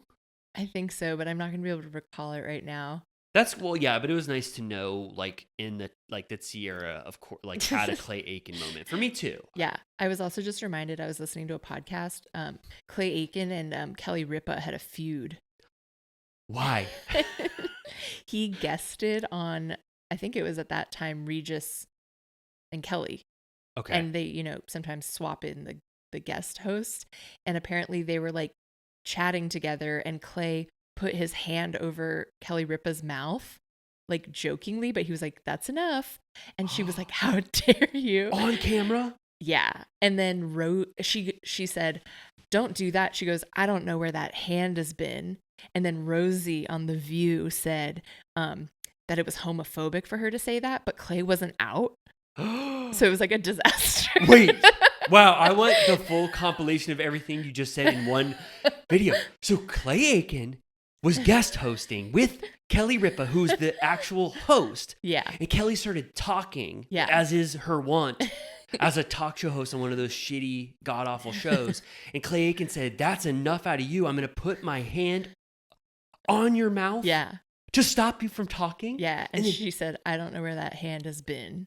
And who did you say? Then Rosie on The View said that it was homophobic, implying that like his hands had done nefarious things. But would you make that leap? Just you saying it out of context, I would never. I was wondering if I maybe would consider it. Don't you literally not know where anyone's hand has been? It's true. And I know. It's like the podcast I was listening to was like, is the implication that he was like jerking off guys? Like what? But also like, well, I mean, I don't want to get too into the weeds here, but also like anyone's hand is potentially disgusting, and also anyone wouldn't want a hand over their mouth, whether they're gay or straight. And it is emphatically bad, or sorry, it is just bad to put your hand over someone's mouth to stop them from talking. Right. And I would be livid. I would say, please get your hand off my mouth. And you don't know where his hand has been, but I'd have to see in context. I have to see in context. Maybe Rosie O'Donnell, when she was outing him, what did Clay say? I want the final piece of this. Right. What did Clay say when Rosie assumed his hand had been in places where gay men's hands had been? Because why? Like that's obviously a big deal too. Right. Was this all on ABC? I guess it would be. The ABC guy, whoever is the head of the ABC, was like, "What the hell is happening?" This is their biggest day ever. When was this? Also 2003. It must have been around that time. Gosh, right out. Like they were just, everyone was like coming post like 9/11. Post 9/11, and they're all like, "Can we just get our shit together?" And it's like the Clay Aiken like meltdown happened. Yeah, and then Kelly had to recap it to Regis when he came back. What did Regis say? I don't know. And she said that there was impropriety. Will you do impropriety? She said there was impropriety on set. First of all, I don't know the context, and you all can tell me that about 2003. I am fully on Kelly Ripa's side that she did not mean that Clay Aiken's hands, because he's potentially a gay man, that they were dirtier than anyone else's hands. I think that's a fine thing to say when someone covers your mouth. Right. And also covering your mouth is to stop you from talking is offensive. Yeah. The implication is maybe, what does Rosie know? Right. That, like, did she know other things that Kelly Ripa has said or done around New York City, where she was like, she's going down for this. I'm tired of Kelly Ripa being homophobic. Did Rosie think that just Clay Aiken was out and gay, and she just made that, assumption? There was something about, there was an additional detail where like in Rosie's, either it was, I don't remember if it was like Rosie had said, or if it was in that book about The View, that like Rosie said that she took Clay under her wing about like coming out, but then Clay on his side said that like that wasn't what happened, and that like maybe she wasn't as helpful as she said she was. I don't know. We have to dig in on this. If he had a memoir about all of this, it could be called Shaping the Clay. I like that. He might have a memoir. I'm sure he does, but that's a good memoir title. Will you do me a favor? And if this is not fully in the zeitgeist of a timeline of all this stuff has happened, if you ever have an hour, would you ever create a TikTok on your personal TikTok of you going through this 2003 Clay Aiken meltdown? Claygate? Claygate. Because I would love to know even the Regis part that you didn't tell me. The end. Like I want to see Regis's reaction to this. He's like, what are you, crazy? What the hell happened while I was gone? He's like, I get back from Hawaii and you're acting like this. Clay covered your mouth, and anyway, okay, we can move on. That was a tangent. I'm glad you brought it up, but like I'm interested. I'm not normally interested in things that happened 20 years ago, but since I stole their tangent, I'll say the podcast that I heard it on is that Sex and the City. It's called Every Outfit podcast. They're my what do you call that? Oh, good. What's that? What do they call that when you think you're friends with somebody you're not? Like parasocial. Oh, of course. Like, yeah. I feel like they're my parasocial friends. I don't know them. But. Okay, well, if they do a detailed dive of it, I'll listen to that. Great. They at least have the clip of Kelly talking about impropriety. Okay, good. All right, well, good. Okay, well, that was talking about Clay, shaping the clay.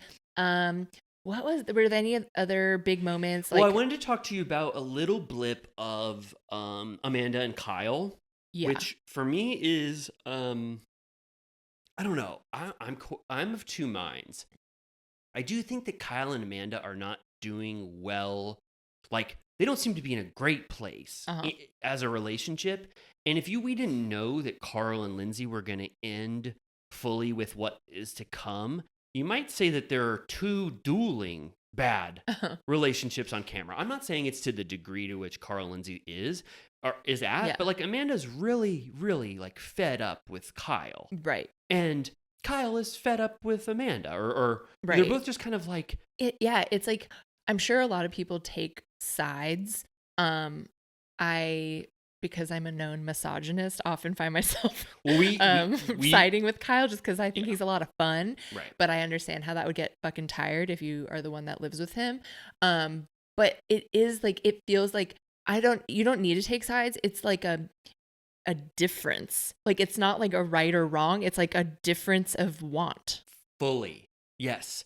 That's it. This is not like toxic to watch. Right. It's just like Kyle and Amanda have very clear objectives with what they want from a relationship. They're on completely different pages of what is going to lead to the desired outcome. And I'm not going to say it's entertaining to watch, but it's more, I don't know, it's a different kind of fight than what Carl and Lindsay are going through for sure. Mm-hmm. And it's almost on the Paige and Craig scale where I'm like, I know there's a deep love there. You guys just need to like work this out. And some of the issues that they're trying to make a big factor, like that these are make it or break it things, are not that big of a deal. Mm-hmm. Like moving to the Hamptons or whatever, like, God damn, like, should we all be so lucky that that's the decision you have to make in your relationship? Should we buy a home in the Hamptons and rent it out and keep our apartment in New York? They kind of tried to pull one over on us. On the internet discovered very quickly that house wasn't in New Jersey, but the Hamptons, which makes sense because they film out there. So why wouldn't they just I watched it again, and like they do have Kyle going, I didn't ever think I'd live in New Jersey. Yeah. And it's like 80 yard or whatever. They called it the burbs in the lower third. So they're like, we won't be specific. But no offense to Summer House producers, but why couldn't you just say it was the Hamptons? I think the point is made that it's not New York City, and we'd be fine to know. I mean, it was also people found the listing, and it's like a $30,000 a month rental house. Okay, but was it actually 1.4 million to buy? I don't know, but it doesn't matter. I didn't think that that's not the point of that scene. Whether or not they were gonna actually entertain buying that exact house, it was just for them to have that conversation. Like, it's like House Hunters. Like, they're not looking at any of those houses. Like, no, it's just to talk about what they want. Yeah, and I don't care. No, me neither. It's a what's that called? It's a demonstration of the issues that they're facing. Yeah. Even if it's not explicitly real or they never cared about that house. The real issue is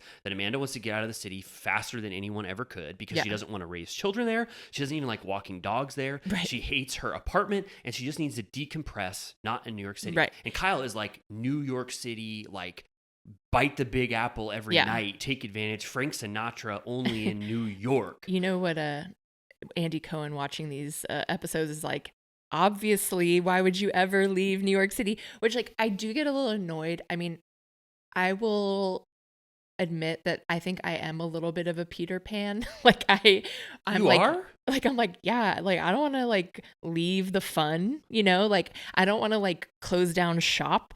So it's like, I relate more to being like, what's the problem? And I kind of am annoyed by the conversation that seems to happen with like the women about Kyle, that it's like immature to want to live in New York City. And I'm like, a lot of people live in New York City for life. Like, it's not like something you have to end. We were just listing them off. Woody Allen, Andy Cohen, Frank Sinatra. Well, he was in Palm Springs a little bit. Yeah, I mean, usually you have to be quite wealthy to live there for life. But who are those famous New Yorkers though? Like Alec Baldwin. Alec Baldwin. Only the finest gentlemen. Any other canceled guys?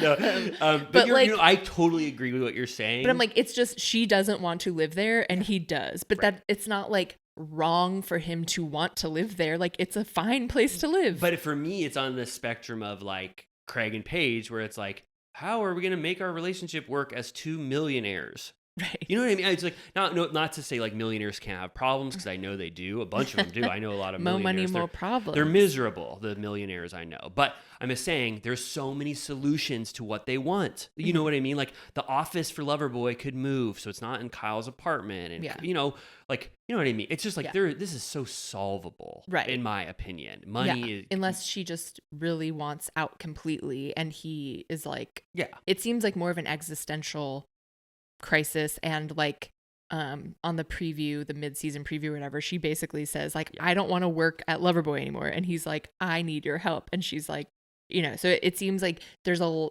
lot of different facets that they're not agreeing on that are major life choices to be made. That's the real issue, I think. I think the work-life balance at home for Amanda and Kyle is what's driving them apart. Amanda does not want to work at Loverboy anymore. Kyle says he needs her, but obviously Amanda could work at Loverboy in a different capacity and not be so stressed out. Or he can just hire someone else. It doesn't have to be her. Yeah, also Kyle, like, I don't think Amanda likes that Loverboy offices are like in the floor below them in their apartment, so they can just like dip in and out of the offices at all times. Skinny girl vibes. Totally. So I'm just like that, like Kyle, you got to let Amanda go. And Kyle, when you watch this, like that will really make Amanda happy if she could just do freelance designs for Loverboy, but not be integral to Loverboy. Find someone else to replace Amanda that wants to work there a lot more. And Amanda could still probably oversee the designs of the aesthetic of Loverboy. Like obviously she's killing it with that, but that's the issue there. The dynamic of I think work is affecting him, because Kyle is super stressed out at Loverboy. It's 90% of his life. It's 90% of his summer house life. Like, like his storylines are dedicated to Loverboy even. Have you been noticing how many people on Vanderpump wear Loverboy merch? Yeah, Brock. On the show. It's so cool. I like Loverboy is the only company that I actually just love to watch someone promote the shit out of. Like, I don't mind if someone was just holding 6 Loverboys in their hand saying, like, we got to drink these all because, like, the taste of them is so good, I have to drink them immediately. Like, for some reason, I don't ever get annoyed with the brand, like, skinny girl shit. I got so tired of that. It felt like awful, but I just like the success of Loverboy. And their branding is good. At one point Lindsay Hubbard went to see Ariana in Chicago, and she posted like a whole post about it, and I was like, boo. And then a few weeks after that, Carl went the same night that Brittany Cartwright went, and in I don't know if it was her photo, Ariana's photos from that night or a different night, but she was rocking a Loverboy sweatshirt, and I was like, do you think Lindsay was like, take that off? Oh yeah, I'm sure.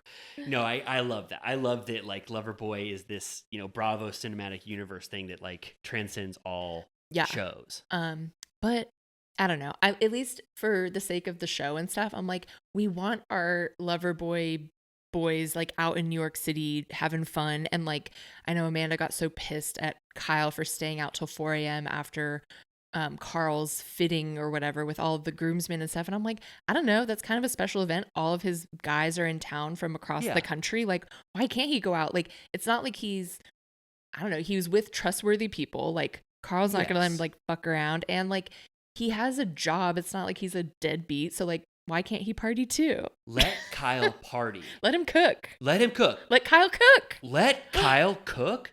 Is that merch? Yeah, has he ever said that before?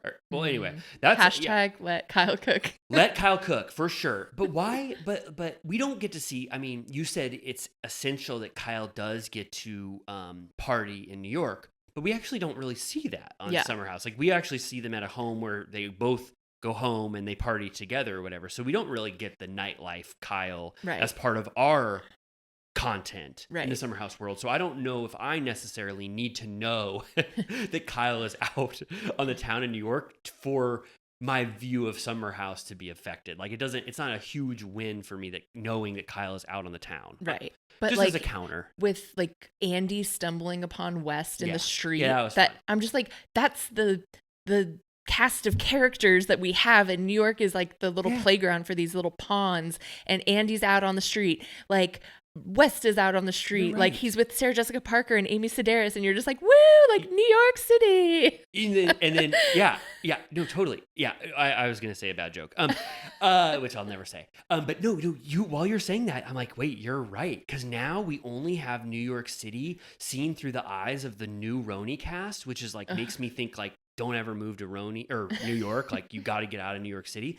But actually now this could be a new world to see New York City in if they did expand what is the focus of Summer House. Like, I would like to see this generation partying around New York City more. And now that we don't have the classic Roni legacy to show us what New York City is like, maybe Summer House has to take that mantle. Right.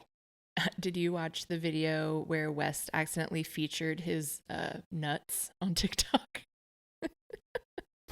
No. I think it was on Sunday. He did a video of a hangover TikTok of him showing off the Chinese food that he ordered. And it was just like the bag was in between his legs, and he was like, hot and sour soup, soy sauce, like beef lo mein or whatever. And then he like moves the bag, and he's wearing like boxer briefs, but you can just see the exact outline of his, I'm sorry, ball sack.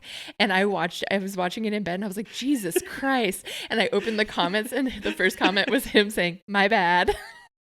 And then he deleted it. Well, that obviously makes sense. But he left it up for hours. Oh, wait, I sent it to everyone I know, I guess, except for you.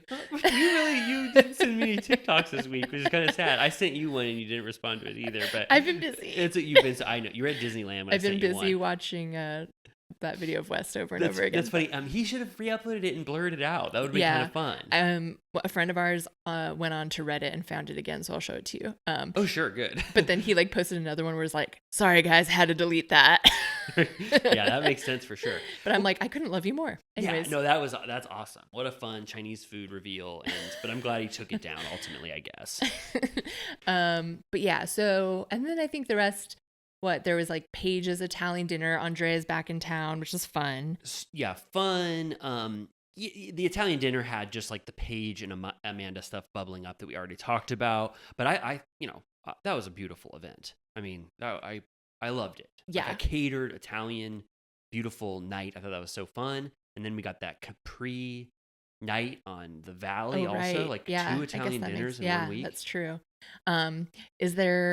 Should we just cross over, use that as a bridge? Yeah, let's use a bridge. I'm going to unfortunately take one more certified turtle piss break. I can't believe it, but you should see how much piss is in me. And then we'll talk very briefly about the Valley. Okay. We're back. I'm sorry that I had to do so many of those things that we call certified turtle piss breaks today. You were lost in the sauce because my new apartment has a black toilet. Yeah, I wasn't sure if we were going to talk about it, but like in addition to everything being off about everything I'm doing, I'm also doing new certified turtle piss breaks in a black toilet, which I'm not used to, and it kind of changes the dynamic of my certified turtle piss breaks, but I'm trying to figure it out. Right. Yeah, I feel like it's weird because in the context of the design of the bathroom, it's okay. It's not like offensive. But yeah, my apartment's like a 1920s apartment, and it was just a bold choice. I feel like I would normally equate a black toilet with like 80s like Coke den. Me too. Like the house that he gets in Goodfellas, Henry Hill. Yeah. Or like the only other like Cha-Cha Lounge had a black toilet. Right. Yeah. I mean, I would have loved like a fun, I love those like American standard vintage toilets that are like lilac or mint green or something like that. But black is a choice. Yeah. Well, I've got a present for you. If you're looking on YouTube, I'm pulling out a huge toilet wrapped in ribbon, and this can replace your toilet if you want. Okay, thanks. Can you install it? Sure. I just quickly want to say, because I did listen to 20 minutes of this Zach fellow on Nick Viall. How long was the full thing? It was like an hour and a half. Do you think because Nick Viall doesn't know anyone and doesn't watch any Bravo shows that he has no idea the impact of who he's interviewing? Right. So that's why when he interviews like Brad, no offense to Brad, or Zach, no offense to Zach, but he's like, yeah, you're a Bravo person, right? And the whole world loves you, and we all want to hear what you have to say, because he has no context. I know. I don't listen to his podcast ever unless necessary. So I scrubbed like 30 minutes because I was like, surely the guest comes in later. And I was like, oh no, he was there the whole time from the jump. Oh, and Nick was just talking? Yeah. Like they were talking together. I assumed that he would join later, but it was the whole time. But he said that, we've been talking about how wild his hair looks. Yeah. People are making memes that it looks like the Lego hair. It's just like a helmet of thick Yeah. hair. Yeah. And he said that right before they started filming, he had a haircut scheduled, like just in time. And then they changed the date on him. And then once, he was like, please, no, I need a haircut so bad. And they were like, too late. Like, we're starting. The hair cutter store, the one haircut. I know. I was place like, you couldn't have gone somewhere else. Like, but he said, I guess generally you're not supposed to change your hair during filming No. because then right, so continuity he's or stuck whatever. with it.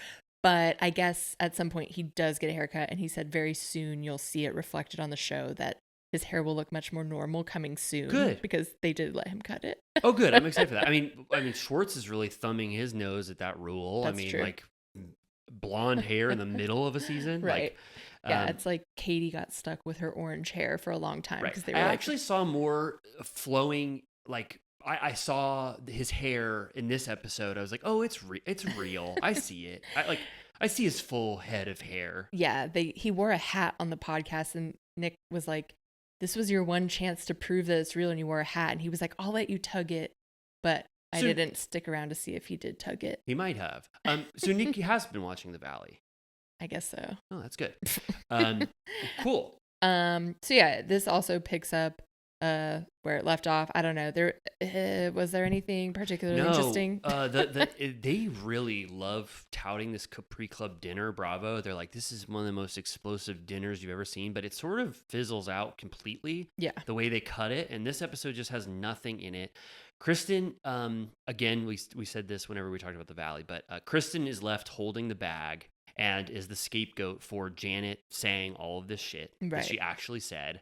Yeah. Zach won't admit that Janet said this, so he's like taking one for Right. Janet, and everyone is just mad at Kristen and I blaming don't Kristen. really understand why everyone's so mad at her.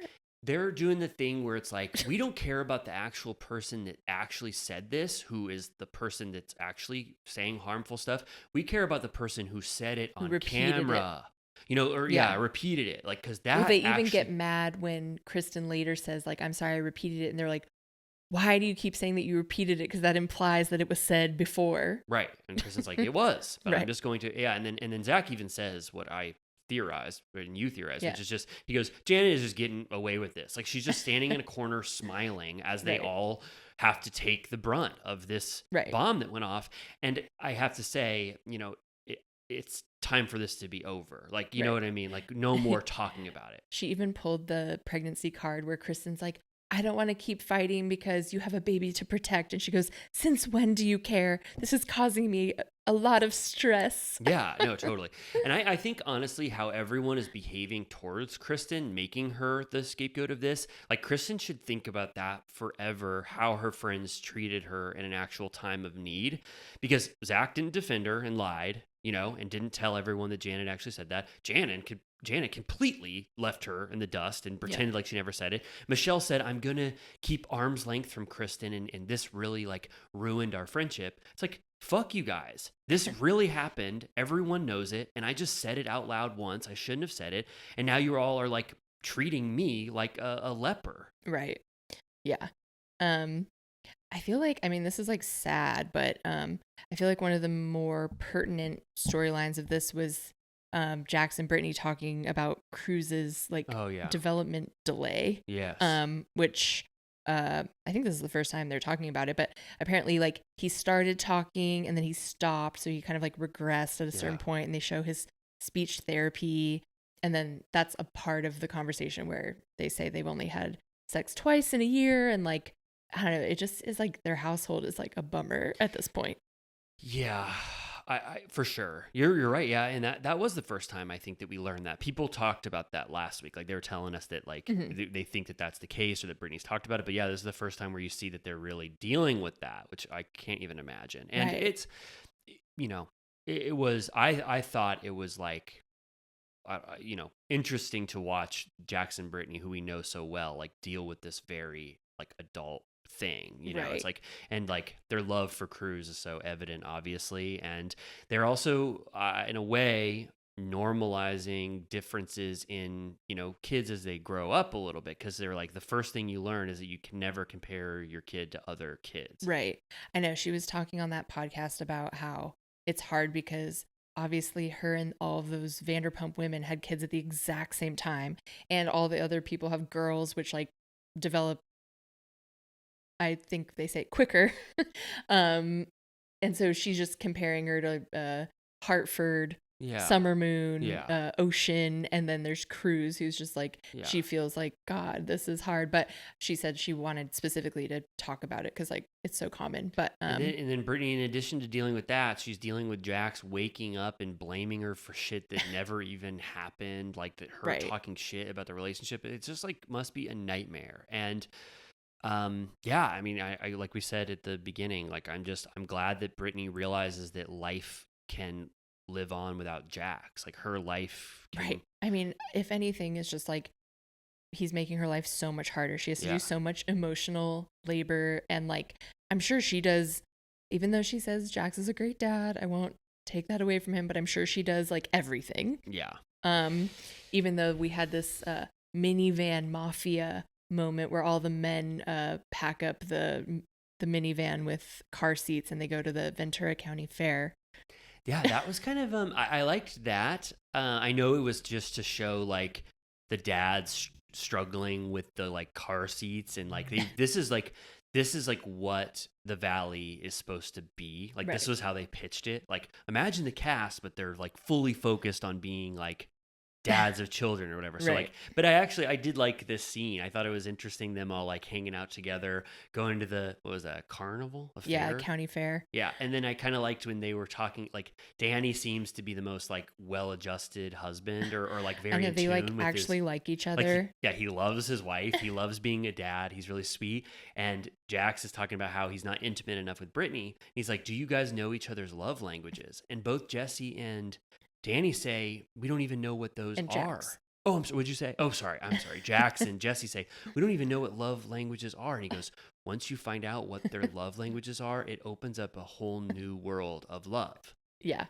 No, Jax is like, what is that? Like, on YouTube? Yeah, right. Yeah.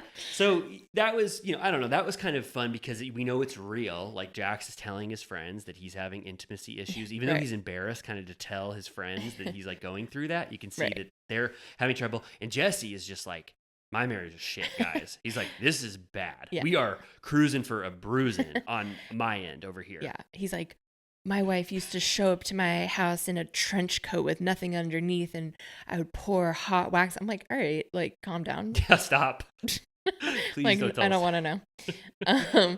And then Brittany helps Luke set up like that romantic date for Kristen, and she's like, I've been begging Jax to do something nice for me, and now I'm out here doing it for somebody else. Yeah, I like that too. I like Danny and Brittany spreading flowers and lighting candles for Luke and Kristen to make love together I mean, not that it needs to be a reason, but there was no reason. There wasn't like an anniversary or anything. Luke was just like, I want to make love to Kristen in a powerful way. She was ovulating, she said. Oh, she did? Oh, yeah. That's why. Or at least like when they asked how it went, she was like, I was ovulating. Unfortunately, though, I don't want to be a full-blown stinker, but I do have to think that Jill, Luke's dog, did unfortunately lick a couple of those rose petals, and that's why she was sick. I didn't like that part. Yeah, Jimmy missed. He wasn't paying attention or didn't see the part where they said who Jill was. And so then later they're like, Jill shit all over the apartment. And Jimmy was like, who? Which cast member on the Valley? And he was like, which one is that? That's great. But yeah, that's another thing that they're going to have to deal with, is that Luke apparently hates Los Angeles and California at large. He hates it. And Kristen is like, well, obviously I'm going to live in California till I die. So how are we going to deal with this? And he's like, well, I absolutely don't want to live here. So it's like, what the hell? Like, yeah, like you have that's to talk about a this. problem. And also, like, where in California does Kristen want to live? That's not LA. That's going to like be okay. Humboldt. Like, yeah. How far will you go? At which point you could just live in Colorado then? Yeah, I mean that's its own. That's on the like Craig and Paige. Like where it's like they seem like a good couple, but obviously you have to work out those logical, practical things. Like that just has to be worked out. What are you guys gonna do? Right. Like Luke detests Los Angeles and I know. hates all of Kristen's friends and hates this show, I assume. But I want to give credit for Luke while we're here. So far, he has not done like one kind of like weird thing, in my opinion, like one thing that I even think is like a red flag at all. So far, he's just been fully in Kristen's corner, defending her no matter what. He was really good. He never wavered from her once that mess came up at the Capri dinner or whatever. Like he's just kind of like defending her, standing by her, and seems very sweet for the most part. Yeah. He defended her against the nipple, what was that, Yeah. titty twister Yeah. stuff? Like he's just so far, I mean, he obviously just hates everything about what he's doing. But like, I don't know. I think he's like good for Kristen so far. If they can work out that, the practical shit. Right. And now they have a podcast together, so it better work out. Yeah. She rebranded. Do you like Luke? I liked him more at least in the first episode. I was like, is he ever going to say anything? Like, I was worried he was getting bullied at the beginning and like not speaking up much. And now he's sort of coming out of his shell more. Yeah, I could stand to see a little more of the variety of his personality. Because so far it is just like, I hate California. I love Colorado. When do we get to leave here? Right. Like, so far he's been so just like, he's the anti, like valley person. Like he's like, this is all shit. I hate your friends. I hate drama. I want to see a little more of like him loving life, or what is he? Right. Having fun. Yeah. And I believe that she actually just does love him, but it feels a little bit like borderline. She's laying it on thick. Like she's like kind of has like goo goo gaga eyes for him all the time. They do. They for sure have honeymoon energy. Yeah. This is an early relationship still. Yeah. I mean, this is like what, a year and a half, less than 2 years. Yeah. Did you love that Kristen wore Birkenstocks again to a formal event? Yeah, she explained it. She said she got really hurt and like her ankles won't fit in normal shoes, and that's why she fell. Oh yeah, she's rocking the Birkenstocks and the wrist brace. Yeah, like she had a really horrible accident right before the Valley started filming, so that's why she's wearing Birkenstocks everywhere. Yeah, she's like, you guys, I couldn't help it. Yeah. Yeah, and then there's this charity event. It's kind of boring, I thought. I thought so too. At the Skirball Center.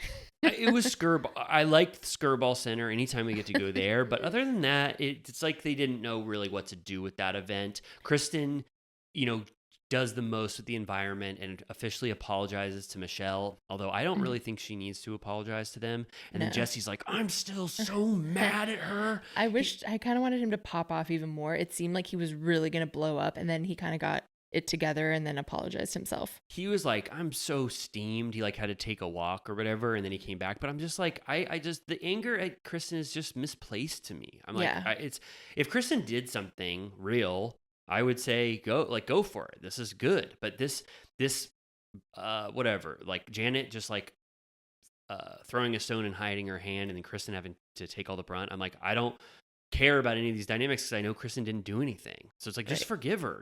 She like, that this didn't really happen. Like also when Michelle, like Kristen apologizes again, and then she like won't give her, throw her a bone, and she goes, I believe that you need some help. Michelle says that to Kristen, and she goes, I've been in therapy for 9 years. So yeah. And I'm like, don't make her eat shit like that. I'm like, you think she needs help because she thought that something you said was problematic? Right. No. Like what? That's what I'm saying. If I was Kristen, I would look at everyone in a new light who treated me like this when they thought I was in the wrong. And Michelle is treating her like Kristen actually made that accusation out of thin air, and it's shitty. Don't try to score points off Kristen. She didn't do anything. Right. Like I fully believe Kristen in this scenario, and that's why I just want this. They need to get over this. I want to see conflict that derives from something that actually happened, that someone said, and that has real ramifications. This is too confusing. Yeah, and it's amorphous. It's amorphous garbage. Also, Brittany said again on that podcast that they picked up cameras when she moved out, so that we get a little. I love that. That's just the new norm. I care more about the Jax and Brittany dynamic than I actually even thought. Because because I've been withdrawn from their relationship and haven't seen them. But now that we get to see the full, like it's kind of like a Carl and Lindsay, where it's like, oh man, we're seeing them on the precipice of breaking up, and then we actually get that at the very end. Right. And it's gonna have a happy ending for Brittany. I mean, right. Unless Jax can really get his shit together. I mean, come on, Turtle Time, talk about what's wrong. Imagine both of them dating on like a future season Oh. side by side. That would be wild. I would tell Jax, I would say, Jax, you can't just make up things to get mad at that have no basis in reality. That's like rule number 1. Yeah. No, he's a psycho. You think so?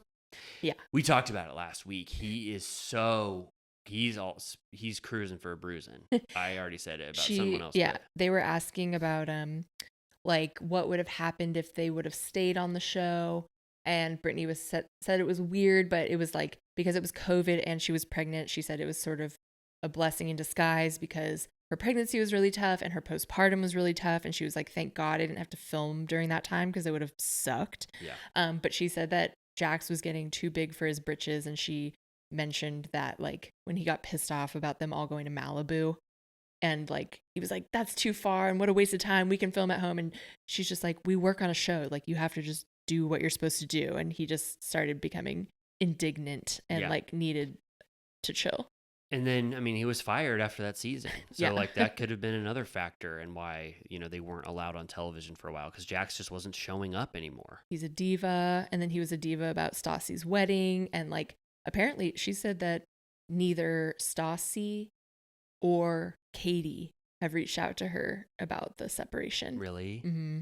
And she's like, Stassi, like, the beef does go back to them not going to her wedding. So she at least can name what it is, even though she's like, I don't want there to be beef. But she's like, Katie, I can't even imagine why she would be mad at me.